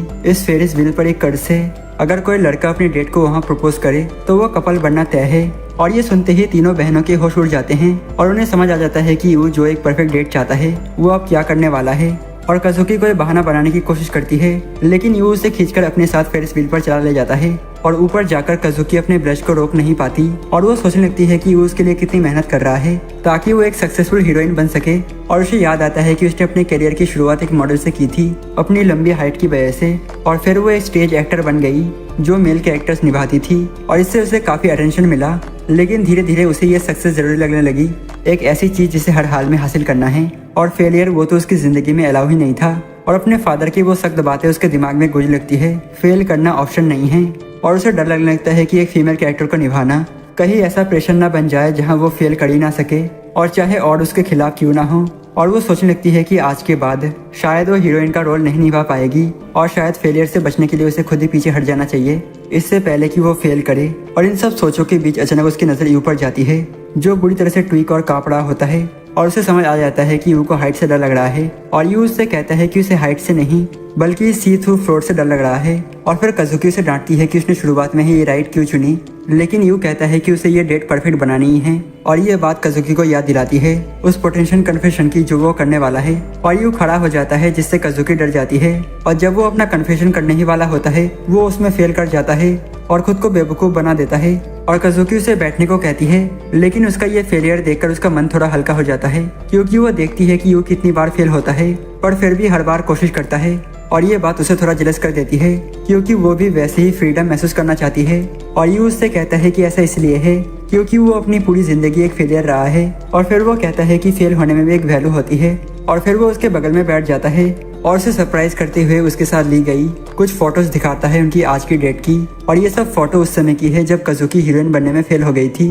लेकिन दोनों एक बात नोटिस करते हैं, हर फोटो में वो ब्यूटीफुल और ऑथेंटिक लग रही है। और यू उसे बताता है कि भले ही फेल होना दर्दनाक होता है, लेकिन इसी से वो उन लोगों को ढूंढ पाएगी जो उसकी कमजोरियों के बावजूद भी उससे प्यार करेंगे। और ये बात काजुकी के दिल को छू जाती है और वो खुले तौर पर उसकी बात से सहमत नहीं होती, लेकिन उसके दिल के अंदर कहीं ना कहीं वो मान जाती है कि वो सही कह रहा है। और जब राइड खत्म होती है, पीछे छुपी निको और मीवा कंफ्यूजन में होते हैं, ये देखकर कि काजुकी जो सिनेमा के बाद परेशान थी अब कितनी खुश और जॉयफुल लग रही है। और वो फिर सोच लगती है कि फेरिस व्हील पर आखिर ऐसा क्या हुआ। और फिर कपल नदी के किनारे साथ साथ चलता है और काजुकी एक्सप्रेस करती है कि कैसी इस डेट और यू की वजह से उसने आखिरकार वो अब अपनी वंडर को एक्सेप्ट करती है, ये मानते हुए कि जिंदगी में ऐसे लोग जरूर होंगे जो उसके फेलियर्स को भी एक्सेप्ट करेंगे। और उसे चाहिए कि वो खुद को जितना हो सके उतना ऑथेंटिकली पेश करे। लेकिन यू उससे कहता है कि अगर वो कभी कहीं फंस जाए तो आज की इस डेट को याद करना। और काजुकी इस बात से थोड़ा शर्मा जाती है। और दूसरी तरफ दोनों बहनें जो उनका पीछा कर रही थी वो दोनों अब बहुत ध्यान से ऑब्जर्व कर रहे होते हैं, ये देखकर कि दोनों एक दूसरे के कितने करीब आ रहे हैं। और निको को चिंता होती है कि कहीं एक क्लोजनेस घर तक न पहुंच जाए। और काजुकी यू को गहराई से देखती है और अपने दिल में सोचती है कि वो कितना अमेजिंग है जिसने एक फेलियर होते हुए भी उसकी पूरी सोच बदल दी। और अचानक काजुकी उसे पास खींचती है जैसे उसे किस करने वाली हो, जिससे यू और पीछे छुपी बहनें पैनिक हो जाती हैं कि अब क्या होने वाला है। लेकिन वो उसके पास झुककर उसके कान में सॉफ्टली और इंटीमेटली फुसफुसाती है कि वो किस जो हमने किया था वो मेरा फर्स्ट किस था, और मैं कभी नहीं भूलूंगी कि तुम्हारे होठों पहले थे जिन्हें मैंने टेस्ट किया। और ये सुनकर यू पूरी तरह से शर्मा जाता है और पीछे दो बहनें पूरी तरह कंफ्यूज होती है कि अभी अभी क्या हुआ। और काजुकी फिर अपना विग उतारती है और अपने पुराने लुक में वापस आ जाती है और डिक्लेयर करती है कि डेट यही खत्म होती है और मुझे अब फिर से रिहर्सल करनी है। और वो यू को वहाँ अकेला छोड़कर चली जाती है। लेकिन निको और मीवा जानती हैं कि उन्होंने जो देखा उससे साफ है कि काजुकी पूरी तरह से बदल चुकी है और इसका सारा क्रेडिट जाता है यू को। और बाद में घर पहुंचकर यू देर से आने के लिए माफी मांगता है और जल्दी से सबके लिए डिनर बनाने वाला होता है। लेकिन वो दोनों लड़कियां जो उसका पीछा कर रही थी उसे काफी वार्मली वेलकम करती है, जिससे यू हैरान रह जाता है और उनसे फिर से वो वर्ड सुनने की रिक्वेस्ट करता है, ये जाने बिना कि उन्होंने उसकी पूरी डेट को स्टॉक किया था। और दिल में वो भी यही चाहती हैं कि कभी वो उनके लिए भी ऐसा कुछ करे और कुछ दिनों बाद यू और बाकी लड़कियां स्कूल जा रही होती हैं, लेकिन जहां कज़ुकी और मीबा जैसे जीनियसेस आराम से चल रहे हैं, वही यू और निको जैसे बेवकूफ एग्जाम से पहले अपनी आखिरी स्टडी सेशन में लगे हुए हैं। और कज़ुकी उनको बेवकूफ कहकर चिढ़ाती है, लेकिन जब वो देखती है कि वो पास आकर निको के साथ नोट एक्सचेंज कर रहा है तो वो और मीबा दोनों जेलस हो जाते हैं, सोचते हुए कि काश वो भी बेवकूफ होते। और अचानक एक लड़का यू से टकराता है और एक औरत चिल्लाती है कि वो चोर है, और अपने अंदर के मेन कैरेक्टर को जगाते हुए यू उसका पीछा करता है, लेकिन उल्टा डरपोक जैसा लगने लगता है। और तभी निको कूदकर अटैक करती है, लेकिन उसे हैरानी होती है कि चोर भी एक मार्शल आर्टिस्ट है, जो उसके लिए एक चैलेंज बन जाता है। और यू को चिंता होती है कि उसे चोट लग सकती है, लेकिन कज़ुकी उसे भरोसा दिलाती है कि निको तो फीमेल ब्रूस ली है। और सच में वो चोर को गिरा देती है और उस औरत का बैग वापस ला देती है। और आसपास के लोग निको की ऑसमनेस पर चीयर करते हैं, लेकिन जब वो देखती है कि उस औरत का ख्याल कुछ लोग रख रहे हैं तो उसे हल्की जेलसी होती है और वो अपनी चोट छुपा लेती है। लेकिन यू उसे नोटिस कर लेता है और निको इलाज करने से मना करने के बावजूद यू उसे अपना केयरिंग नेचर दिखाते हुए ट्रीट करता है, जिससे वो थोड़ा ब्लश कर जाती है। और अचानक वो चोट फिर से उठकर भागने लगता है, लेकिन इस बार वो दूसरे स्कूल के कुछ लड़कों के सामने आ जाता है और उनका हैंडसम लीडर तत्सुमी उसे एक ही पल में नॉकआउट कर देता है। और आसपास के सभी लोग उसे नेशनल चैंपियन के रूप में पहचान लेते हैं और वो एक मार्शल आर्ट प्रोटेजी है। लेकिन बहनें उसे अपने पुराने दोस्त के रूप में पहचान लेती हैं। और जब निको की नजर उस हैंडसम गाय से मिलती है तो वो उसे उसके फर्स्ट नेम से बुलाती है, जो यू को हैरान कर देता है। और तत्सुमी निको से कहता है कि वो उसे लेने आया है। और बाद में तत्सुमी और उसकी टीम एक हफ्ते के लिए निको के डोजो में उनके साथ ट्रेन करने आते हैं, लेकिन निको की टीम ये सोचकर कंफ्यूज हो जाती है कि वो वहाँ पर क्यों है। और जब उन्होंने देखा कि तत्सुमी ने निको को ट्राई किया तो उसने ये तय कर लिया कि वो वहाँ मौजूद रहेगा। और वाइस कैप्टन यू को बताता है कि निको और तत्सुमी का रिश्ता उनके पहले डोजो से है, लेकिन उसे लगता है कि तत्सुमी उनके लिए बैड न्यूज है, क्योंकि उनके बदसूरत चेहरे के उल्टा तत्सुमी के हैंडसम लुक के चारों ओर लड़कियां रहती हैं, जिससे वो जेलस हो जाते हैं। और तभी निको पुराने दिनों की तरह तत्सुमी को फाइट के लिए चैलेंज देती है। और जबकि तत्सुमी किसी लड़की को चोट नहीं पहुंचाना चाहता और निको जिद करती है क्योंकि वो उसे अपनी ताकत दिखाना चाहती है। और यू और निको की टीम उसे चीयर करती है, लेकिन तत्सुमी आसानी से निको को हरा देता है और सभी उसकी ताकत देखकर हैरान रह जाते हैं। और निको रीमैच मांगने ही वाली होती है कि तभी यू उसे रोक देता है और वो तत्सुमी को डांटता है कि उसने आसानी से निको पर हाथ क्यों नहीं रखा। और जबकि तत्सुमी मानता है कि उसने सही कहा और वो यू को देखकर कंफ्यूज हो जाता है कि ये है कौन। और शांत होने के बाद निको यू से कहती है कि वो तत्सुमी के साथ अच्छे से पेश आए, क्योंकि वो निको का हीरो है। और वो यू को बताती है कि जब उसने अपने पहले मार्शल आर्ट डोजो को ज्वाइन किया था तो उसने प्राइम जॉन विक की तरह अलग अलग लड़कों को हरा दिया था, लेकिन इसकी वजह से वो सब जेलस हो गए और उसे घेर लिया। और तभी तत्सुमी ने उन सबको हरा दिया उसे बचाने के लिए। और तभी निको को उससे लगाव हो गया और उसी पल तत्सुमी आगे आता है और निको की स्किल्स की तारीफ करता है। लेकिन यू की हैरानी की बात यह है कि वो निको को अपने साथ ले जाना चाहता है और वो बताता है और चाहता है कि निको उसकी क्रू में शामिल हो। और जब निको की क्रू उसे याद दिलाती है कि उसका स्कूल तो ऑल बॉय स्कूल है, तो वो बताता है कि उसका स्कूल अब कोएड हो गया है। और वो ये भी जोड़ता है कि वो पहले ही निको के फादर से बात कर चुका है और अगर वो सच में स्ट्रांग बनना चाहती है तो उसे अपनी पुरानी कमजोर क्रू को छोड़कर उसके साथ जुड़ना होगा। और निको की टीम उसकी इस बात से ऑफेंड हो जाते हैं, लेकिन तत्सुमी साफ कह देता है कि उनमें से कोई उसके लेवल पर नहीं है, जिसकी वजह से निको का ग्रो करना मुश्किल हो रहा है। और ये सुनकर वो सभी चुप हो जाते हैं और निको अपनी क्रू का बचाव करने की कोशिश करती है, लेकिन वो खुद मान लेती है कि निको हमेशा उनको कैरी करती रही है और भारी मन से मान लेते हैं कि वो कमजोर बम है और निको को तत्सुमी के क्रू में शामिल हो जाना चाहिए। और स्कूल खत्म होने के बाद निको यू के साथ घर लौटती है और वहीं पर यू जानना चाहता है कि निको को तत्सुमी के स्कूल में भर्ती होने के बारे में कैसा लग रहा है। और निको यू को बताती है कि तत्सुमी का स्कूल उसके जैसे मार्शल आर्टिस्ट के लिए परफेक्ट है, क्योंकि वहाँ शेफ है जो उनका डाइट कंट्रोल करेंगे और एथलीट्स के लिए परफेक्ट रूम है। और यू ये सुनकर हैरान रह जाता है, लेकिन अपने दिल के अंदर निको मानती है कि पहले वाली उसकी तरह अब वो अपनी बहनों और यू को छोड़ने के बारे में कंफ्यूज महसूस कर रही है। और उसी पल निको को हल्की सी फ्रिजिलिटी महसूस होती है और वो ईमानदारी से बात करने की इच्छा जताती है यू से। और वो उसे बताती है कि वो चाहती है कि वो दोनों साथ रहें, लेकिन इससे पहले कि वो जवाब दे पाए उसकी क्रू अचानक वहाँ आ जाती है और सब निको से कहते हैं कि वो भी उसके साथ रहना चाहते हैं और फिर भाग जाते हैं। और यू निको से कहता है कि उसकी क्रू भी चाहती है कि वो रुके, लेकिन जहाँ निको ये सुनकर खुश होती है वहीं पर वो उदास भी होती है कि यू को उसके कन्फेशन का जवाब देने का मौका नहीं मिला। और अब डिनर के समय निको खाना खा रही होती है और जब कज़ुकी अचानक उसे अपना महंगा शैम्पू इस्तेमाल करने की परमिशन देती है जो वो कभी नहीं देती, और मीबा अचानक अपना थोड़ा सा खाना देती है जो उसने पहले कभी नहीं किया। और ये देखकर निको कंफ्यूज हो जाती है कि वो दोनों अचानक इतने अच्छे क्यों हो गए।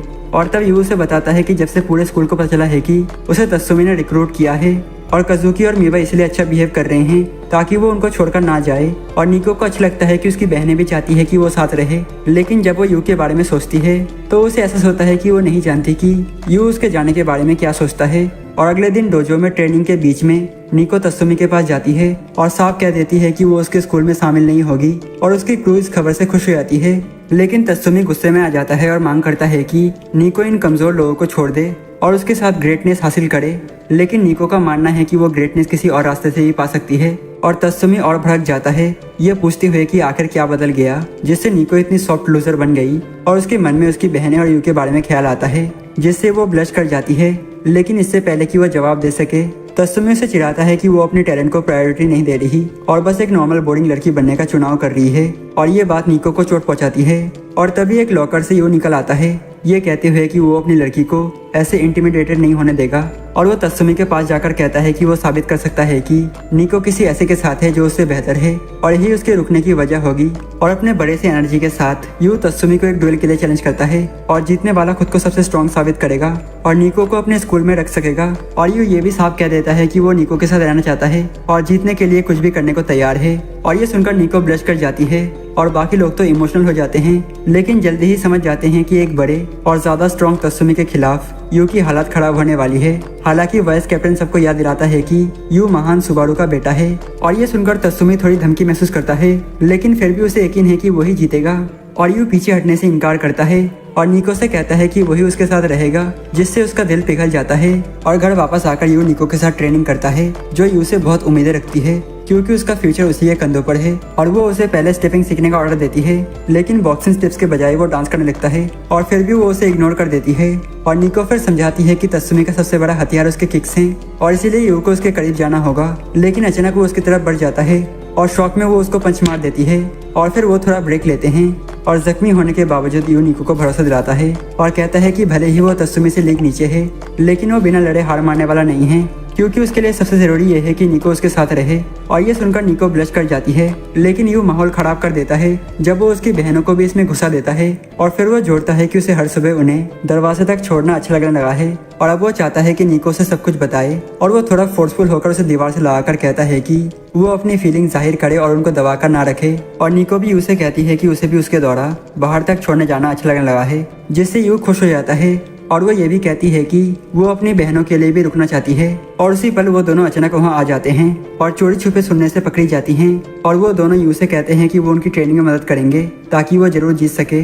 और उधर तत्सुमी चैलेंज लेटर खोलता है और अंदर यू ने लिखा होता है कि तत्सुमी को अपनी डोमिनेंस लिम्ब इस्तेमाल करने की इजाजत नहीं होगी और क्योंकि वो चैलेंज पहले ही एक्सेप्ट कर चुका है और इसीलिए उसे इस नियम का पालन करना पड़ेगा। और ट्रेनिंग के बाद यू और निको शॉक में आ जाते हैं जब वो कजुकी और मीवा को एप्रिन्स पहने हुए देखते हैं और दोनों ये ऐलान करते हैं कि वो यू की जितनी मदद कर सकते हैं उतनी करेंगे। और यू को बहुत अच्छा लगता है कि ये दोनों उसके लिए ऐसा कर रहे हैं, लेकिन निको और वो देखते हैं कि उनकी पूरी कोशिश के बावजूद उन्होंने कुछ ऐसा पका दिया है जो इतना बुरा है कि एनिमेटर्स ने उसे एनिमेट करने से ही मना कर दिया। और ये जानकर उनका दिल टूट जाता है कि वो किसी चीज में इतने बुरे हैं और उदास हो जाते हैं। लेकिन यू सुझाव देता है कि वो उनको कुकिंग सिखाएगा और वो दोनों थोड़ा नखरेबाजी करने की कोशिश करते हैं, लेकिन यू निको को खींचकर मनवा देता है कि वो उनका खाना टेस्ट करना चाहते हैं। और ये सुनकर दोनों ही मान जाते हैं और सबसे पहले यू उनको सिखाता है कि सब्जियों को कैसे सही तरीके से बॉईल करना है ताकि वो क्रिस्पी ना बने। और यू कजुकी की तारीफ करता है कि वो रेसिपी जल्दी याद कर लेती है, जिससे वो शर्मा जाती है। और फिर वो मीवा को सिखाने लगता है कि सब्जियों को कैसे छीलना है बिना अपनी उंगलियों को छिले। और गलती से मीवा उसे यस सर कह देती है, जिससे वो बहुत शर्मिंदा हो जाती है। और पूरे प्रोसेस के दौरान यू उनकी तारीफ करता है कि वो प्रोटेजिज हैं जो भले ही किसी चीज में बुरे हो लेकिन सीखने की कोशिश हमेशा करते हैं। और आखिर में वो एक परफेक्ट थाई डिश बना लेते हैं, जिसे देखते ही निको समझ जाती है कि ये उसकी फेवरेट डिश है, पहले वाली सेंसर काली गंदगी जैसी नहीं। और उसे एहसास होता है कि उन्होंने ये खास उसी के लिए बनाया है। और जब वो पहला बाइट लेती है तो दिल से उनकी कुकिंग की तारीफ करती है, जिससे दोनों खुश हो जाते हैं। लेकिन जब यू खाने की कोशिश करता है तो उसका हाथ सही से हिल नहीं पाता और उसे एहसास होता है कि उसने इतनी ट्रेनिंग कर ली है कि उसका हाथ स्ट्रेन हो गया है। और ये देखकर मीवा उसे खिलाती है, जिससे बाकी सब चौंक जाते हैं, लेकिन वो परवाह नहीं करती और कहती है कि उसे खाना चाहिए। और यू जब उसके हाथ से खाता है तो टेस्ट की तारीफ करता है, जिससे मीवा खुशियों से चमक उठती है। और कजुकी हार मानने से इनकार करती है और वही करती है, जिससे निको हैरान हो जाती है। और जब यू उसकी भी तारीफ करता है तो दोनों कजुकी और मीवा समझती हैं कि दूसरों को सर्व करने में भी खुशी मिलती है। और इस दौरान निको बस गुस्से में देखती रह जाती है और अगले दिन वो उसे ट्रेनिंग के दौरान भी सर्व करती रहती हैं, जिससे निको चिढ़ जाती है और वो यू से कहती है कि ट्रेनिंग सेशन खत्म कर देना चाहिए। लेकिन जब वो कहता है कि वो जारी रखना चाहता है तो ये बात उसे और भड़काती है। और अगले दिन स्कूल में तत्सुमी गहरी सोच में पड़ जाता है कि निको कैसे एक ऑब्सेस्ड फाइटर से जो सिर्फ स्ट्रॉन्ग बनना चाहती थी और वो अब ऐसे फाइटर में बदल गई जो उसके साथ आना ही नहीं चाहती। और तभी अचानक निको सामने आ जाती है और उसे देखकर तत्सुमी उसे कमजोर कह देता है, क्योंकि वो अपने इंडिसाइसिवनेस को छुपाने के लिए दूसरों की ताकत के पीछे छुप रही है। और फिर वो आगे बढ़ जाता है और कहता है कि जब वो यू को रैगडॉल बना देगा तो उसे उसके स्कूल में ज्वाइन करना ही पड़ेगा। और घर लौटकर ट्रेनिंग के दौरान निको नोटिस करती है और यू की तारीफ करती है कि अब वो पहले से ज्यादा जोर से पंच कर सकता है। लेकिन तभी उसे तत्सुमी की बातें याद आ जाती हैं और अचानक वो यू से माफी मांगती है कि उसने उसे इस गड़बड़ी में खींच लिया सिर्फ इसीलिए क्योंकि वो खुद इंडिसाइसिव थी। और उसे याद आता है कि उसके फादर और तत्सुमी यही चाहते थे कि वो स्ट्रांग बने और कुछ नहीं। और इसी दबाव के बीच किसी ने नहीं जाना कि निको हमेशा से प्रीटी और फेमिनिन भी बनना चाहती थी और इसी वजह से वो असमंजस में रही और ये तय नहीं कर पा रही थी कि कौन सा रास्ता चुने। और उसने खुद से कह दिया कि असली निको क्यूट नहीं है, लेकिन यू उसे भरोसा दिलाता है कि असली तत्सुमी को चैलेंज करने वाला वो खुद था। और ये भी कि निको कई बार फेमिनिन रही है जितना कि वो खुद सोचती है, जिससे वो हैरान रह जाती है। और यू बताता है कि शुरुआत में उसने उसे एक मॉन्स्टर की तरह देखा था, लेकिन बाद में उसे ये देखकर हैरानी हुई कि वो अपनी खूबसूरती को लेकर भी केयर करती है। और यहाँ तक कि उसने उसे फूलों को एडमायर करते हुए भी देखा। और ये सुनकर निको बहुत ज्यादा फ्रस्ट्रेट हो जाती है, लेकिन यू कहता है कि वो खुश है कि वो उसका ये नया रूप देख पाया। और निको माफी मांगती है कि उसे उसका अजीब साइड देखना पड़ रहा है, लेकिन यू मानता है कि उसमें कुछ भी अजीब नहीं है। और वो उसे रिजर्व करता है और कहता है कि असली निको वही है जो स्ट्रॉन्ग भी है और खूबसूरत भी। और ये सुनकर वो शर्माकर उसे पंच मार देती है और कल होकर बैठ जाती है और कहती है कि सिर्फ वही है जो उसे ऐसी बातें कहता है। और फिर वो मानती है कि क्योंकि वो इंडिसाइसिव है और उसे यू की मदद चाहिए। और यू के दिमाग में एक आइडिया आता है कि वो दोनों मिलकर तत्सुमी से लड़ेंगे। और निको सोचती है कि ये 2 वर्सेस 1 होगा, लेकिन यू के पास पहले से ये एक प्लान है। और लड़ाई वाले दिन काजुकी और मीवा अपने इवेंट्स पर ध्यान नहीं दे पाती क्योंकि उनकी नजर बस यू और तत्सुमी की लड़ाई पर टिकी होती है। और डोजो में सब शॉक हो जाते हैं ये देखकर कि यू तत्सुमी को चैलेंज कर रहा है कि उसे 2 बार फाइट करना होगा, पहले उससे और फिर निको से। और वो रीजन देता है कि अगर तत्सुमी सच में चाहता है कि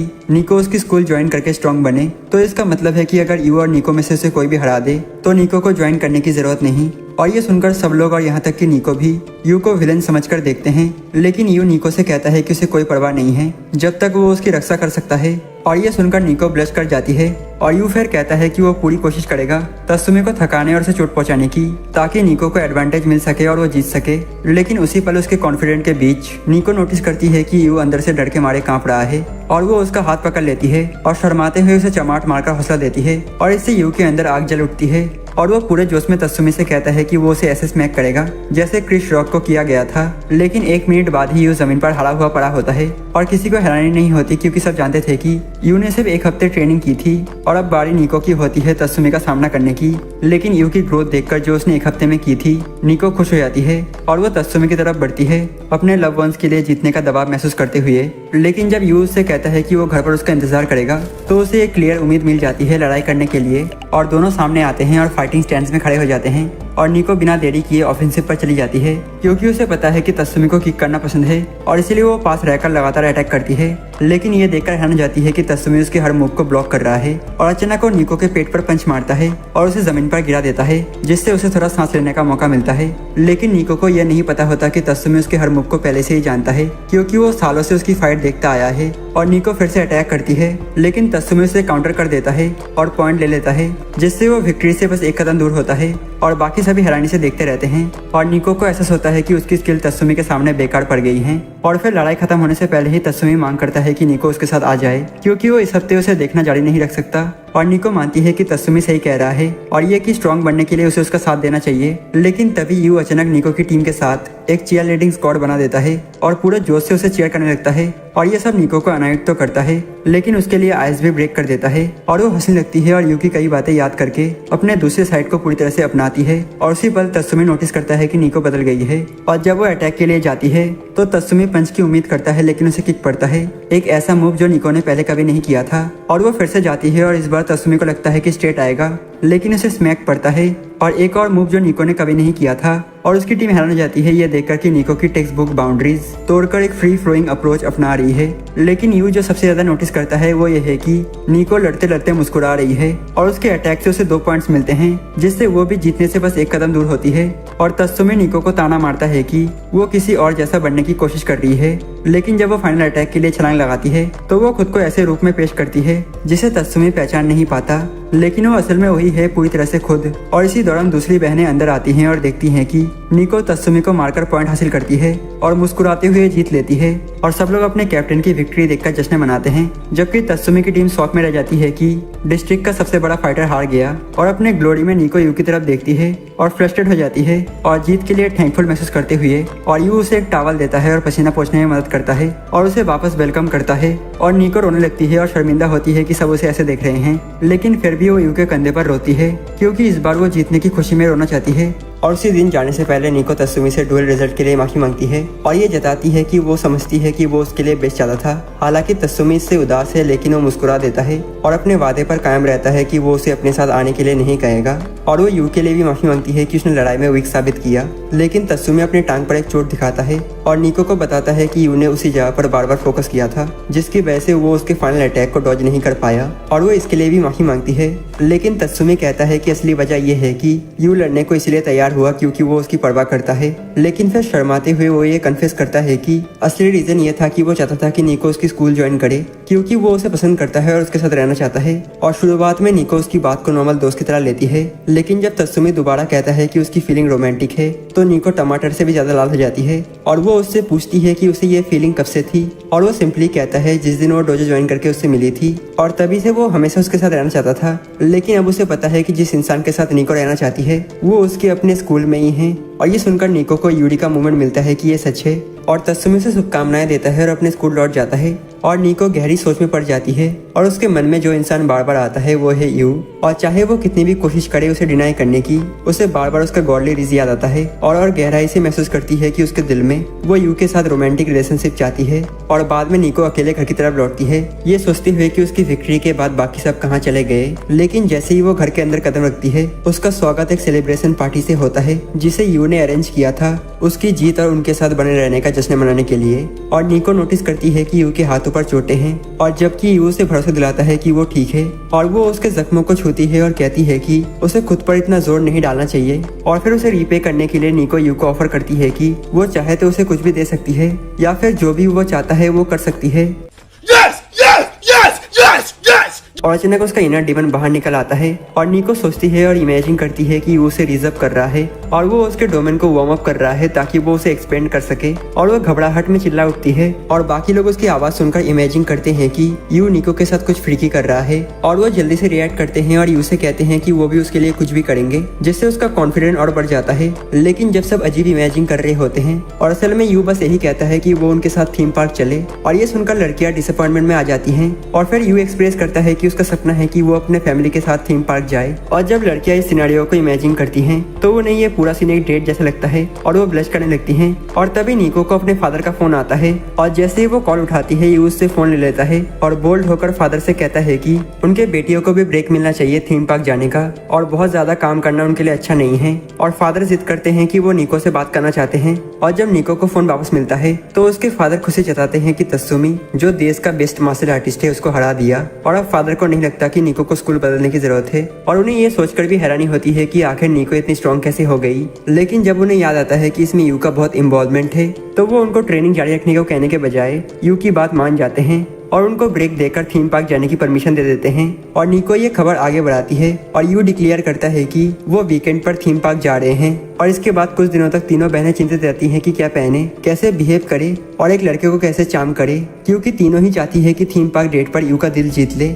और फिर संडे आता है और यू सबसे पहले थीम पार्क पहुंच जाता है बहनों का इंतजार करते हुए। और तभी मीवा आती है और उसकी आंखें ढक देती है और यू सही गेस करता है कि ये वही है और वो उसे उसके कैजुअल आउटफिट में देखता है और उसकी तारीफ करता है। और मीवा सोचती है कि उसने जीत लिया क्योंकि उसका मानना है कि थीम पार्क में गली आउटफिट पहनना बहुत बड़ी गलती है। और फिर कजुकी आती है जिसका आउटफिट बिल्कुल एक मॉडल जैसा होता है, जिससे मीवा हैरान रह जाती है और वो कजुकी को डांटती है कि उसने थीम पार्क डेट के लिए इतना टायरिंग आउटफिट क्यों पहना। लेकिन जब यू उसकी तारीफ करता है और कहता है कि ये लुक परफेक्ट है तो कजुकी शर्मा जाती है और आखिरकार निको एंट्री लेती है और सब चौंक जाते हैं ये देखकर कि वो अपनी ड्रेस में एकदम ड्रेमजेल लग रही है। और जब बाकी लोग उसकी मेकओवर की एक्सप्लेनेशन मांगते हैं तो निको बस इतना कहती है कि वो नई चीजें ट्राई करना चाहती है। लेकिन जैसे यू उसकी न्यू लुक की तारीफ करता है निको शर्मा जाती है और इसके बाद यू यू उनका थीम पार्क विजिट शुरू करता है, लेकिन उसे ये नहीं पता होता कि पिछले कुछ महीनों से उसकी चार्मिंग नेचर से प्रभावित होने के बाद अब बहनों का मिशन है उसे वापस चार्म करना। और सबसे पहले वो हॉन्टेड हाउस जाते हैं जो कजुकी ने सजेस्ट किया था,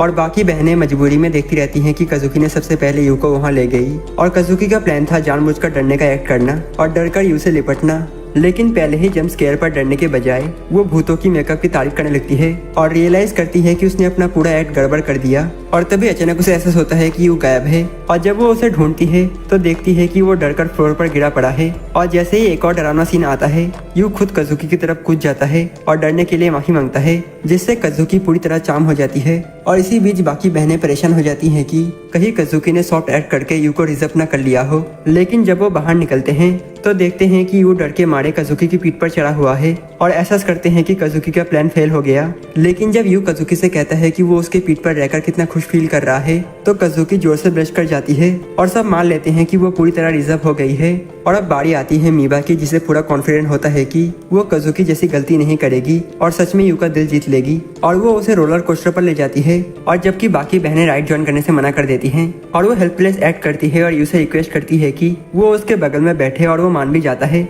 और राइड के दौरान मीबा इमेजिन करती है कि बाद में वो डरने का एक्ट करेगी और यू से कंफर्ट करेगा। लेकिन राइड खत्म होते ही वो कंफ्यूज हो जाती है कि यू कहाँ है, और देखती है कि वो बेंच पर लेटा हुआ है। और वो कहता है कि उसे असल में रोलर कोस्टर से बहुत डर लगता है। और ये सुनकर मीबा गुस्सा हो जाती है कि उसके डरने का प्लान बेकार चला गया। लेकिन तभी यू कहता है कि डरने के बावजूद वो खुश फील करता है कि उसे उसके साथ राइड करने का मौका मिला। और यही बात मीबा को पेपर की तरह फोल्ड कर देती है, पूरी तरह डिफीट। और फिर वो उसे अपनी चिकनी थाई आराम देने के लिए पेश करती है ताकि वो आराम से लेट सके। और जब यू उसका शुक्रिया करता है तब वो और भी ज्यादा ब्लश कर जाती है, और अब सिर्फ निको बाकी रह जाती है।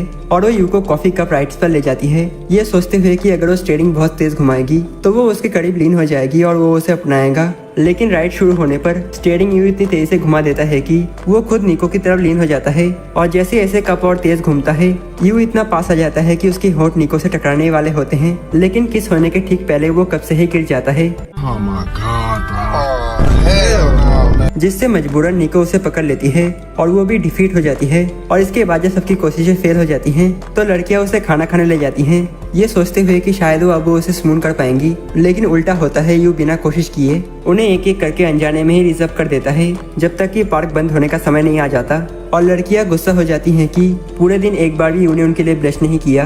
लेकिन तभी वो एक फैमिली को फोटो खिंचवाते देखते हैं और यू को उनको एडमायर करते हुए नोटिस करते हैं। और तभी निको एहसास करती है कि यू सच में बस एक फैमिली की तरह यहाँ आना चाहता था। और वो जाती है और सबकी एक फैमिली फोटो खींचती है जो एक यादगार बन जाती है, और यू उनका शुक्रिया करता है। लेकिन बहनें उसे बताती है कि उसकी वजह से ही उन्होंने इतना मजा किया और अपने डेली लाइफ में भी इम्प्रूवमेंट महसूस की। और वो दिल से उसका शुक्रिया करती है कि वो हमेशा उनके लिए इतना करता है। और उस पल में यू सच में फोल्ड हो जाता है और अनकंट्रोलेबली ब्लश करने लगता है। और लड़कियां उसे टमाटर की तरह लाल होते देखती हैं और एहसास करती हैं कि यू को चार्म करना तो आसान है और उन्हें इतना ट्राई करने की जरूरत ही नहीं थी। और इसके बाद सब ट्रेन में लौटते समय सो जाते हैं। लेकिन मीबा जागती है और अपने फैमिली को अपने पास पीसफुली सोते हुए देखती है। और तभी उसे रियलिटी याद दिला देती है उसके आने वाला शोगी बैटल। और वो सोचती है काश उसे उस लाइफ में वापस नहीं जाना पड़ता। और अपने डेट के बाद दोनों कजुकी और निको काफी फ्रेश महसूस करते हैं और दोनों मानते हैं कि यू बिल्कुल सही था कि उनकी जैसे प्रोटीजेस को भी कभी कभी ब्रेक की जरूरत होती है। और तभी यू उनको एंट्रेंस पर विदा करता है और दोनों उसे ग्रीट करते हैं। और तभी उन्हें एहसास होता है कि वो अभी एक दूसरे के खिलाफ कम्पीट कर रहे हैं। और फिर किचन में यू नोटिस करता है कि मीबा अपना लंच भूल गई है,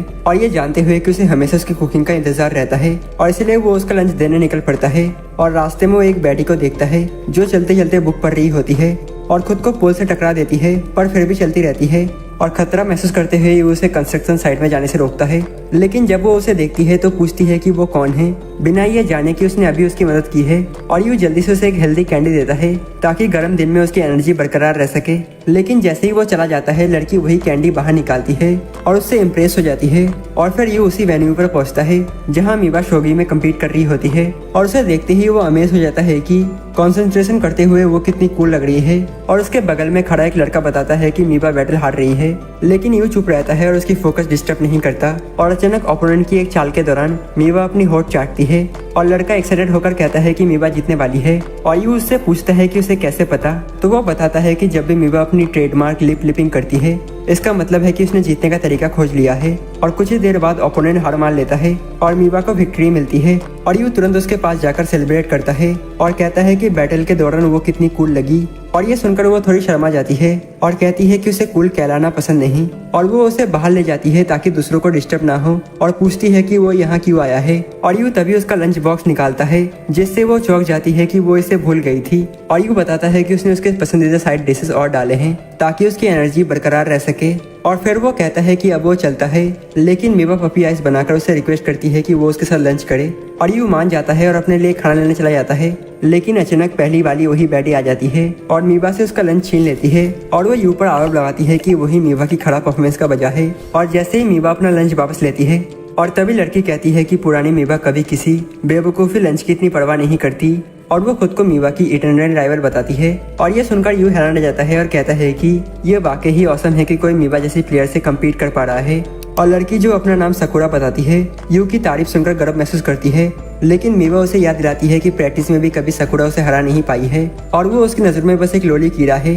हालांकि सकुरा इस फर्क को मानती है, लेकिन वो कहती है कि पुरानी मीवा कभी ओपोनेंट से इतनी स्ट्रगल नहीं करती थी और इस एरा की सबसे बड़ी सोगी प्लेयर को इतना नीचे नहीं गिरना चाहिए। और ये सुनकर मीवा शर्मा जाती है और यू सोचता है कि अंदर ही अंदर सकुरा मीवा को एडमायर करती है। और फिर सकुरा ऐलान करती है कि अब वो मीवा को हराकर उसके एरा को खत्म करेगी, लेकिन ऐसा करने के लिए उसे पहले अच्छे से स्टडी करना होगा। और इसके बाद सकुरा यू और मीवा के साथ लंच में जुड़ जाती है ताकि वो मीवा को स्टडी कर सके।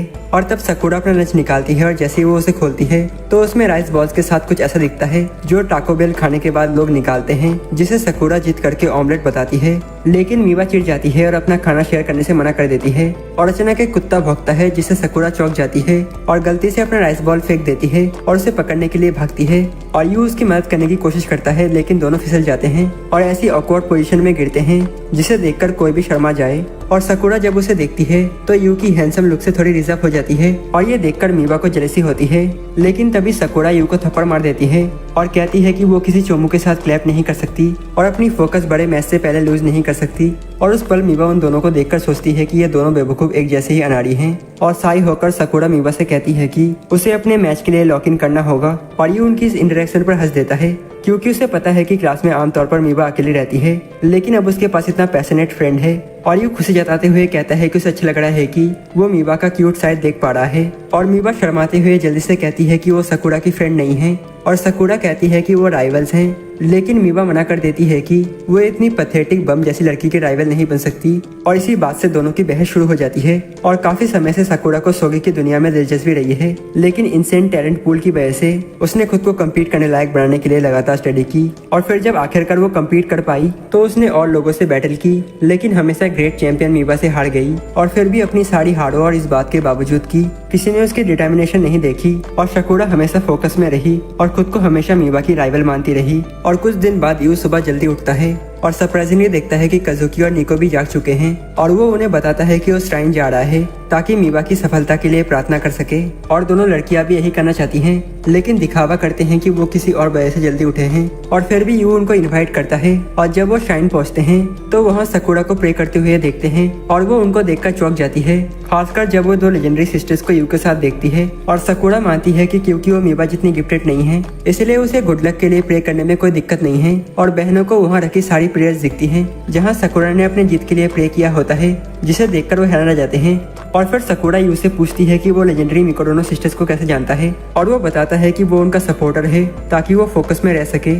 लेकिन ये सुनकर सकुरा गुस्से में आ जाती है और कहती है कि किसी टैलेंटलेस इंसान का सिर्फ टैलेंटलेस सिस्टर्स का गुलाम बनकर रहना उसे मंजूर नहीं। और वो जताती है कि वो और यू भले ही टैलेंटलेस हों, लेकिन फर्क ये है कि वो कभी अपने सपने को छोड़कर किसी की लैप डॉग नहीं बनेगी, बल्कि वो खुद को अपनी लाइफ की मेन कैरेक्टर बनाएगी। और भले ही उसके पास टैलेंट ना हो। और वो वहाँ से चली जाती है और वादा करती है कि वो मीवा को हराएगी, लेकिन जाते ही फिसलकर गिरकर अपना सारा ऑरा खो देती है। और यू उसे उठने में मदद करता है, लेकिन खुद भी फिसल जाता है और उसके ऊपर गिर पड़ता है। और उसके हैंडसम लुक्स देखकर वो फिर से ब्लश कर जाती है और बाकी दोनों गुस्से से जल उठते हैं कि उनके प्यारे लड़के के साथ ये सब हो रहा है। और उसकी क्लमजीनेस देखकर यू कहते हैं कि वो दोनों एक जैसे हैं। और ये सुनकर सकुरा शर्मा जाती है, जबकि दोनों बहनें जल्दी से उसकी डाउनफॉल के लिए प्रार्थना करते हैं। और फिर पहला गेम शुरू होता है मीवा और सकुरा के बीच। और यू ध्यान से गेम देख रहा होता है, और बाकी लोग उसे बताते हैं कि टोटल 5 गेम होंगे और मीवा का जितना तय है तो उसे रिलैक्स करना चाहिए। लेकिन ऐसा कहते हुए भी दोनों उसके स्क्रीन में झांकते रहते हैं, तो यू उनको पास खींचकर साथ में देखने के लिए बुला लेता है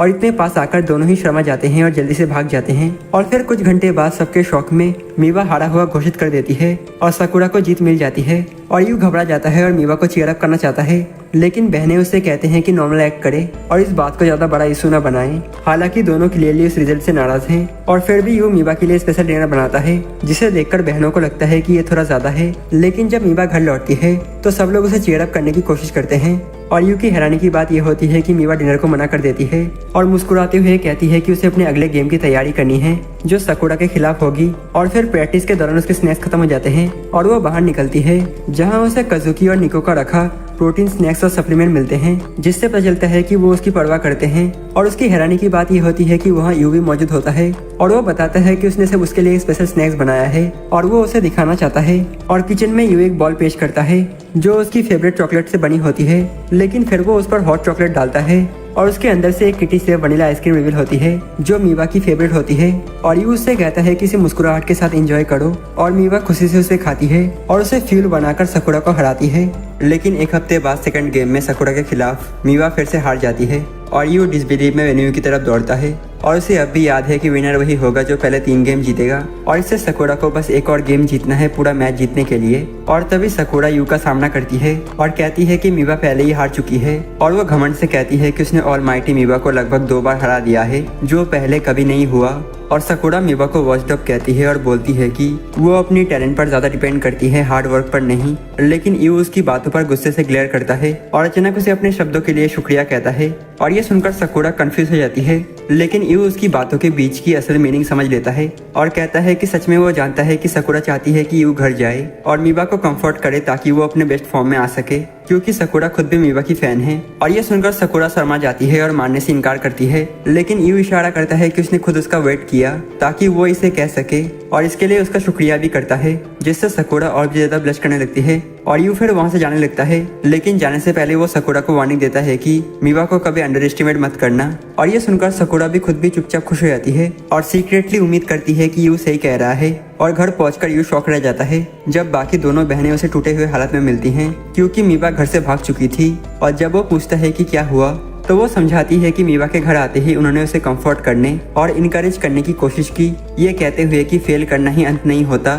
लेकिन मीवा कोल्डली उनको कह देती है कि वो उनके जैसी नहीं है और उन्हें घिसी पर चोक करना चाहिए और फिर से घर छोड़कर चली जाती है। और लड़कियों को शक होता है कि मीवा एमेटेस जैसी उन लोगों से कुछ सुनना ही नहीं चाहती। लेकिन यू तुरंत घर से बाहर भागता है उसे ढूंढने और उसे सोचकर हैरानी होती है कि मीवा इतनी आग बबूला क्यों हो गई, जबकि वो हमेशा चेयरफुल रहती है। और उसने क्यों कहा कि वो अपनी बहनों जैसी नहीं है। और यू उसे कैट कैफे में पाता है जहाँ वो बिल्लियों के साथ खेल रही होती है। और जब यू उसका सामना करता है तो मीवा हैरान हो जाती है कि उसे पता था कि वो यहाँ है। और यू कहता है कि उसे उम्मीद थी कि वो बारिश में कहीं इमो मूड में बैठी होगी, लेकिन उसे खुशी है कि वो ठीक है। और फिर यू खुद को बारिश से सुखाता है और उसके पास बैठ जाता है और वो पूछता है कि क्या वो अक्सर यहाँ पर आती है, जिस पर मीवा कहती है कि हाँ, क्योंकि कजुकी को बिल्ली से एलर्जी है और उनका गंदा रूम बिल्कुल भी बिल्लियां रखने के लिए आइडल नहीं है। और उसे पहले जैसा खुश देखकर यू थोड़ा रिलीफ महसूस करता है कि वो अब भी अपने गेम के लिए फायर अप है और फिर से लगातार 3 मैचेस जीतकर अपना टाइटल वापस पाना चाहती है। लेकिन अचानक वो एक बिल्ली के ऊपर झुक जाती है, उसका फर इनहेल करती है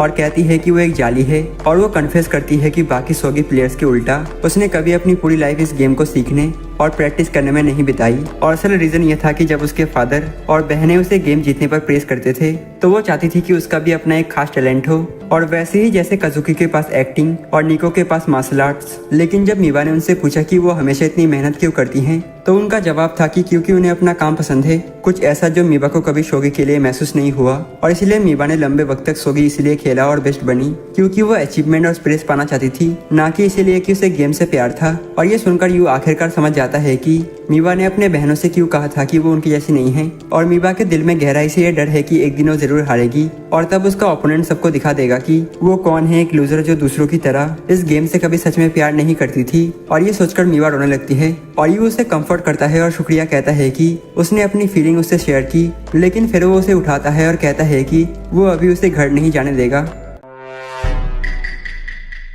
और इससे मीबा इतनी शर्मा जाती है कि उसे अपनी साइनेस छुपाने के लिए एक बिल्ली को पकड़ना पड़ता है और यू उसे वहाँ से बाहर ले जाता है। और चलते चलते मीबा आसपास के सारे लव होटल्स देखती है और सोचती है कि शायद अब कुछ सच होने वाला है, लेकिन उसकी डिसअपॉइंटमेंट के लिए यू उसे एक कन्वीनियंस स्टोर ले जाता है और वो बताता है कि बाकी सब बहुत हार्ट ब्रोकन हैं और सोच रहे हैं कि उनकी वजह से मीबा घर छोड़कर चली गई, और इसलिए यू सजेस्ट करता है कि वो सबके लिए कुछ ट्रीट्स बनाए। और वो मीबा से पूछता है कि उसकी बहनों को किस तरह की चीजें पसंद है, और मीबा सोचती है कि कज़ुकी थोड़ा ज्यादा मैच्योर्ड है तो शायद उसे थोड़ा बिटर स्वीट टेस्ट पसंद आएगा, जबकि निको और फेमिनिन बनने लगी है तो उसके लिए मीबा कहती है कि निको को शायद एक प्रीटी कपकेक पसंद आएगा। और ये सुनकर दोनों शॉपिंग शुरू करते हैं और चारों तरफ देखते हैं और मीबा को अच्छे से पता होता है कि क्या खरीदना है। और फिर वो स्कूल के किचन में जाते हैं और यू हैरान हो जाता है कि मीबा की रेपुटेशन की वजह से उन्हें वहाँ का किचन इस्तेमाल करने की परमिशन मिल जाती है और वो दोनों ट्रीट्स बनाना शुरू करते हैं। और क्यूरियोसिटी में मीबा पूछती है कि यू कुकिंग में इतना अच्छा कैसे हो गया, और यू रिवील करता है कि शुरुआत में क्योंकि वो खुद को एक टैलेंटलेस बम समझता था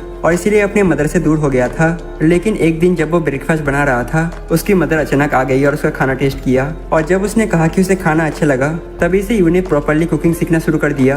हालांकि उसकी मदर ने फिर कभी उसका खाना नहीं खाया, लेकिन जब वो भयानक बीमारी से बीमार हुई तो यू ने उनसे पूछा कि क्या उन्हें कन्वीनियंस स्टोर से कुछ चाहिए, मगर इसके बजाय उन्होंने उसका हाथ पकड़ा और कहा कि वो यू का बनाया खाना खाना चाहती हैं। और उस दिन से यू ने कुकिंग को सीरियसली सीखना शुरू कर दिया और अपने मदर के डाइट को ध्यान में रखते हुए ताकि उनकी तबीयत ठीक हो सके। और हॉस्पिटल में जब वो बीमार थी तो यू उनका मेन कुक बन गया और वही उसकी मोटिवेशन बन गया, क्योंकि इससे वो अपने मदर के और करीब हो गया। और यू बताता है कि जैसे उसने अपने मदर के चेहरे पर मुस्कान लाने के लिए कुकिंग सीखी, वैसे ही मीबा ने अपने फादर और बहनों को खुश करने के लिए शोगी खेला। और इसमें कोई बुराई नहीं है कि कोई इंसान किसी और के लिए ग्रेट बनना चाहे। और ये सुनकर मीबा उन सभी लोगों के बारे में सोचती है जिन पर यह बात लागू होती है और वो शर्मा जाती है जब अचानक यू उसके सामने आ जाता है और कुछ देर बाद यू सो जाता है। और मीबा याद करती है कि वो उसके लिए कितना अमेजिंग रहा और वो उसे टच करना चाहती है लेकिन खुद को रोक लेती है और इसके बजाय वो इंग्रेडिएंट से यू का एक मिनी वर्जन बनाती है और उसे शुक्रिया कहती है और चुपके से उसे किस कर लेती है। और बाद में जब सब यू को देर से घर आने के लिए डांटते हैं तो मीबा उसके सामने आकर अपनी बहनों से माफी मांगती है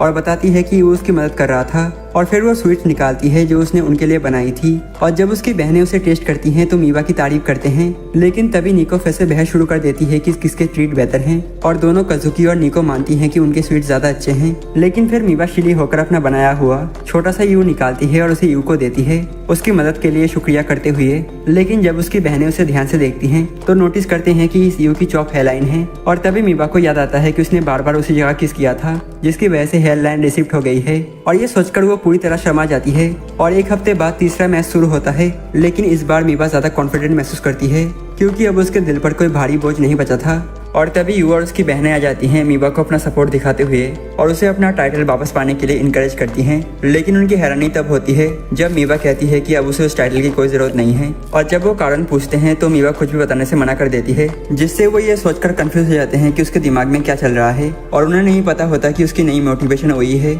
जो यू की है, अपने आसपास के लोगों को खुश करना, जिसमें यू भी शामिल है। और जब वो रूम में आती है तो सकुरा को नोटिस होता है कि ये वही मीबा नहीं है जिसे उसने हराया था, बल्कि ये पुरानी मीबा है जिसने सालों तक सोगी सीन में एक जीनियस के तौर पर डोमिनेशन किया था। और ये सकुरा को उसकी पास्ट की याद दिलाता है और उसे याद आता है कि अपने पुराने मेमोरीज में वो हमेशा एक अनाड़ी लड़की थी जिसके साथ कोई खेलना नहीं चाहता था और इसका अंत हमेशा उसके अकेले रह जाने से होता था। और फिर उसकी मदर उसे अपने ग्रैंड पेरेंट्स के घर ले गई और उससे बॉन्ड बनाने के लिए ग्रैंडफा ने सुझाव दिया कि सकुरा उसके साथ सोगी खेले। और उसने कहा कि ग्रैंडफा उदास हैं क्योंकि कोई भी उनके साथ शोगी नहीं खेलना चाहता। और शुरुआत में सकुरा को खेलना नहीं आता था और उसे रोक से नफरत थी क्योंकि वो बोट पर सबसे वीकेस्ट बम था। लेकिन ग्रैंडफा ने बताया कि रोक भले ही सबसे वीक हो, लेकिन वही है जो ऑड्स के खिलाफ भी आगे बढ़ना नहीं छोड़ता। और ये सुनकर सकुरा इंस्पायर हो गई क्योंकि रोक ने उसे उसकी याद दिलाई, तो उसने अपने ग्रैंडफा से सोगी सिखाने को कहा। और सिर्फ कुछ ही हफ्तों में सकुरा अपने ग्रैंडफा से भी बेहतर हो गई और फिर उसने सोगी टूर्नामेंट अटेंड करना शुरू कर दिया, जहाँ उसने अलग अलग ओपोनेंट्स को हराया और ट्रॉफीज जीती। और इस वजह से उसे लगा कि भले ही वो एक अनाड़ी छोटी लड़की थी और उसने अपनी जगह ढूंढ ली। लेकिन फिर एक दिन उसका सामना खुद जीनियस मीबा से हुआ और तब उसे उनके बीच का लेवल डिफरेंस महसूस हुआ और वो बुरी तरह हार गई, बिस्किट की तरह टूटते हुए। और उसने सोचा कि उनके बीच इतना बड़ा गैप क्यों है और पहली बार उसे लगा कि चाहे वो जितना भी चेस करे वो उसे कभी नहीं पकड़ पाएगी। लेकिन फिर एक दिन क्लास में कुछ लड़कियों ने सकुरा का मजाक उड़ाया उसकी बुरी ग्रेड्स की वजह से, कहते हुए कि उसका ब्रेन तो बटर से भी चिकनी थी। और अचानक मीबा वहाँ आ गई और उन बेवकूफ लड़कियों को रोस्ट करते हुए बोली कि ये उससे हार गई और इनके डैडी शायद इनको छोड़कर चले गए। और उसने फिर सकुरा को स्कोल्ड किया कि उसने अपने लिए स्टैंड क्यों नहीं लिया। लेकिन उसकी शौक की बात यह थी कि सकुरा की आंखों में आंसू थे और सकुरा को पैथेटिक लगा कि जिसने उसे डिफीट किया अब वही उस पर दया कर रही है और इसी ने उसे एहसास कराया कि मीबा ने उसे कभी चैलेंज समझा ही नहीं। लेकिन फिर उसे चीयर अप करने की कोशिश में मीबा ने सकुरा को प्रेस किया कि उसने प्रॉन्स का यूज एक ऐसे तरीके से किया है जो उसने पहले कभी नहीं देखा और कहा कि ये सिर्फ सकुरा ही करती है। और ये सुनकर सकुरा को अपनी ग्रैंडफा की प्रॉन्स वाली बात याद आ गई कि पॉन हमेशा आगे बढ़ते हैं भले ही स्लो हो। और सकुरा ने इंस्पिरेशन लिया और खुद को एक पॉन की तरह देखा और पूरी विश्वास के साथ उसी समय खुद को मीबा की राइवल घोषित कर दिया। लेकिन जहां सकुरा मोटिवेटेड महसूस कर रही थी और वही मीबा को इस पागल से बात करने का रिग्रेट हुआ, लेकिन अब सकुरा गर्व से खुद को मीबा की राइवल मान सकती थी क्योंकि इस बार मीबा सच में उसकी आंखों में आंखें डालकर देख रही थी। और फिर बैटल शुरू होती है और देखने वाले सबको लगता है कि वो दोनों इवनली मैच हैं। लेकिन फिर बैटल के बीच में एक सरप्राइज मूव के लिए मीबा अपना सिग्नेचर लिक करती है और अपना पॉन अटैक पर मूव करती है, वही मूव जो उसने सालों पहले किया था, और उसे हरा देती है और मीबा को पॉइंट मिल जाता है। और फिर मीबा चौथा गेम जीत जाती है जिससे पॉइंट्स बराबर हो जाते हैं और एक गेम बाकी रह जाता है। और बाकी लोग गेम के शुरू होने का इंतजार घर पर कर रहे होते हैं क्योंकि मीबा ने उन्हें ऑर्डर किया था कि वो घर पर रहें और वो नहीं चाहती थी कि वो उसके गेम में मौजूद हो। और फिर जब मीबा अपना फाइनल गेम खेल रही होती है, बाकी सब अपने अपने काम में लगे होते हैं, लेकिन ये जानते हुए कि मीबा अपनी सबसे कठिन कोशिश कर रही है और वो सभी उसके पीछे नहीं रहना चाहते। और कई घंटे बाद मीबा गेम जीत जाती है और चैंपियन बनकर बाहर आती है अपना टाइटल वापस पाते हुए, जबकि रिपोर्टर उससे इंटरव्यू करने की कोशिश करते हैं और वो दूर यू को देख लेती है और जल्दी से उसके पास चली जाती है। और उसकी सरप्राइज की बात ये होती है कि यू की आंखों में आंसू होते हैं और उसे उसको शांत करना पड़ता है। और फिर एक मुस्कुराहट जो सूरज से भी ज्यादा चमकती है उसके साथ वो मीबा को विक्ट्री के लिए कांग्रेचुलेट करता है, उसे उन सभी पलों की याद दिलाते हुए जब वो उसे मुस्कुराहट देता था। और वो उससे कहती है कि यही वो देखना चाहती है और वो अपना हाथ उसके चेहरे की तरफ बढ़ाती है। और तभी बाकी लोग भी आ जाते हैं और उनकी शौक की बात ये होती है कि मीबा यू के फोरहेड को किस कर रही होती है, ठीक वैसे ही जैसे उसने ट्रीट को किस किया था। और उसे तुरंत एहसास होता है कि उसने क्या कर दिया। लेकिन तभी एक फॉरेनर कपल आकर उसे कांग्रेचुलेट करते हैं और वो परफेक्ट इंग्लिश में उनको जवाब देती है। और यू हैरानी में देखता है और बहनें उसे बताती हैं कि मीबा सालों पहले अब्रॉड स्कूल गई थी। और ये सुनकर मीबा एक बहाना बनाती है और कहती है कि वो किस तो बस सपोर्ट के लिए फौरन तरीके से शुक्रिया करने का तरीका था। और वो बाकी सबको टीज करती है कि वो एक छोटे से फोरहेड किस से जेलस हो रहे हैं और बाकी सभी उसे जीतने के लिए कांग्रेचुलेट करते हैं, जिससे मीबा को पास्ट की याद आ जाती है और वो उन्हें भी शुक्रिया करने के लिए किस करती है। और यू फिर सजेस्ट करता है कि वो इस मोमेंट की फोटो ले और तीनों मिलकर एक फोटो खींचते हैं। और इसी बीच दूर से सकुरा बस लूजर की तरह देख सकती है, लेकिन हार के बावजूद उसे प्राउड महसूस होता है कि आखिरकार वो कोई बन पाई जिसे मीबा बराबर मानती है। और वो सोचती है कि यू जैसा कोई वहाँ टैलेंटेड सिस्टर्स के बीच क्यों है, लेकिन ये उसे आशा देता है कि एक दिन और वो एक मेयर पॉन होकर भी किंग और क्वींस को आउटशाइन कर सके। और अगले दिन सब कुछ नॉर्मल हो जाता है, बहनें अपना अपना काम करने लगती हैं और यू कजुकी के हेल्थ के लिए एक मॉर्निंग स्मूदी बनाता है। लेकिन जब वो टेस्ट करती है तो उसका टेस्ट बहुत बकवास जैसा होता है और यू माफी मांगता है और टेस्ट करने जाता है, लेकिन कजुकी को एहसास होता है कि ये इनडायरेक्ट किस है और इसलिए वो जल्दी से स्मूदी पकड़कर पूरी पी जाती है शर्माते हुए। और फिर यू निको को फ्रेश टॉवल देता है और निको नोटिस करती है कि यू ने सॉफ्टनर चेंज किया है जो उसे पसंद आता है और अचानक यू टॉवल को क्यूट कह देता है, लेकिन निको शर्मा जाती है सोचते हुए कि वो उसके बारे में कह रहा है। और फिर प्रैक्टिस करते हुए मीबा के स्नैक्स खत्म हो जाते हैं तो यू उसके लिए पुडिंग्स लाता है, लेकिन मीबा खाते हुए प्ले नहीं कर सकती तो यू उसे चम्मच से खिलाने का ऑफर करता है, जिससे वो जलेबी की तरह फोल्ड हो जाती है। और फिर वो ब्रेकफास्ट करते हैं, साथ में बातें करते हैं और हंसते हैं। और यू इमेजिन करता है कि उसकी मदर का हैप्पी फैमिली वाला सपना वही है जो उसके पास मिकाडोनो सिस्टर्स के साथ है। और तभी बहनें जल्दी जल्दी प्रैक्टिस के लिए निकल जाती हैं यू को गुड बाय कहने का चांस दिए बिना। लेकिन उसकी सरप्राइज की बात यह होती है कि वो सभी बाहर उसका इंतजार कर रही होती हैं और यू को उन्हें सेंड ऑफ करने की बजाय वो सभी ब्राइट स्माइल के साथ यू को फेयरवेल कहती हैं, जिससे उसे एहसास होता है कि जिस हैप्पी फैमिली की वो तलाश कर रहा है वो यही उसके साथ है। हालांकि उसी रात यू सकुरा को अपने घर ले आता है और वो कहती है कि वो रात भर यही रहना चाहती है ताकि मीबा को करीब से जान सके और सीजन 2 में उसे सोगी बैटल में हरा सके। और इसी के साथ ये एनीमे खत्म हो जाता है। और इसका सीजन 2 कब आएगा मुझे नहीं पता, लेकिन जब भी आएगा मैं एक्सप्लेन कर दूंगा। और फिलहाल के लिए आप वीडियो को लाइक और चैनल को सब्सक्राइब कर दो और तब तक के लिए हम फिर मिलते हैं किसी और नए ब्रांड न्यू एनीमे के साथ। तब तक के लिए सायोनारा।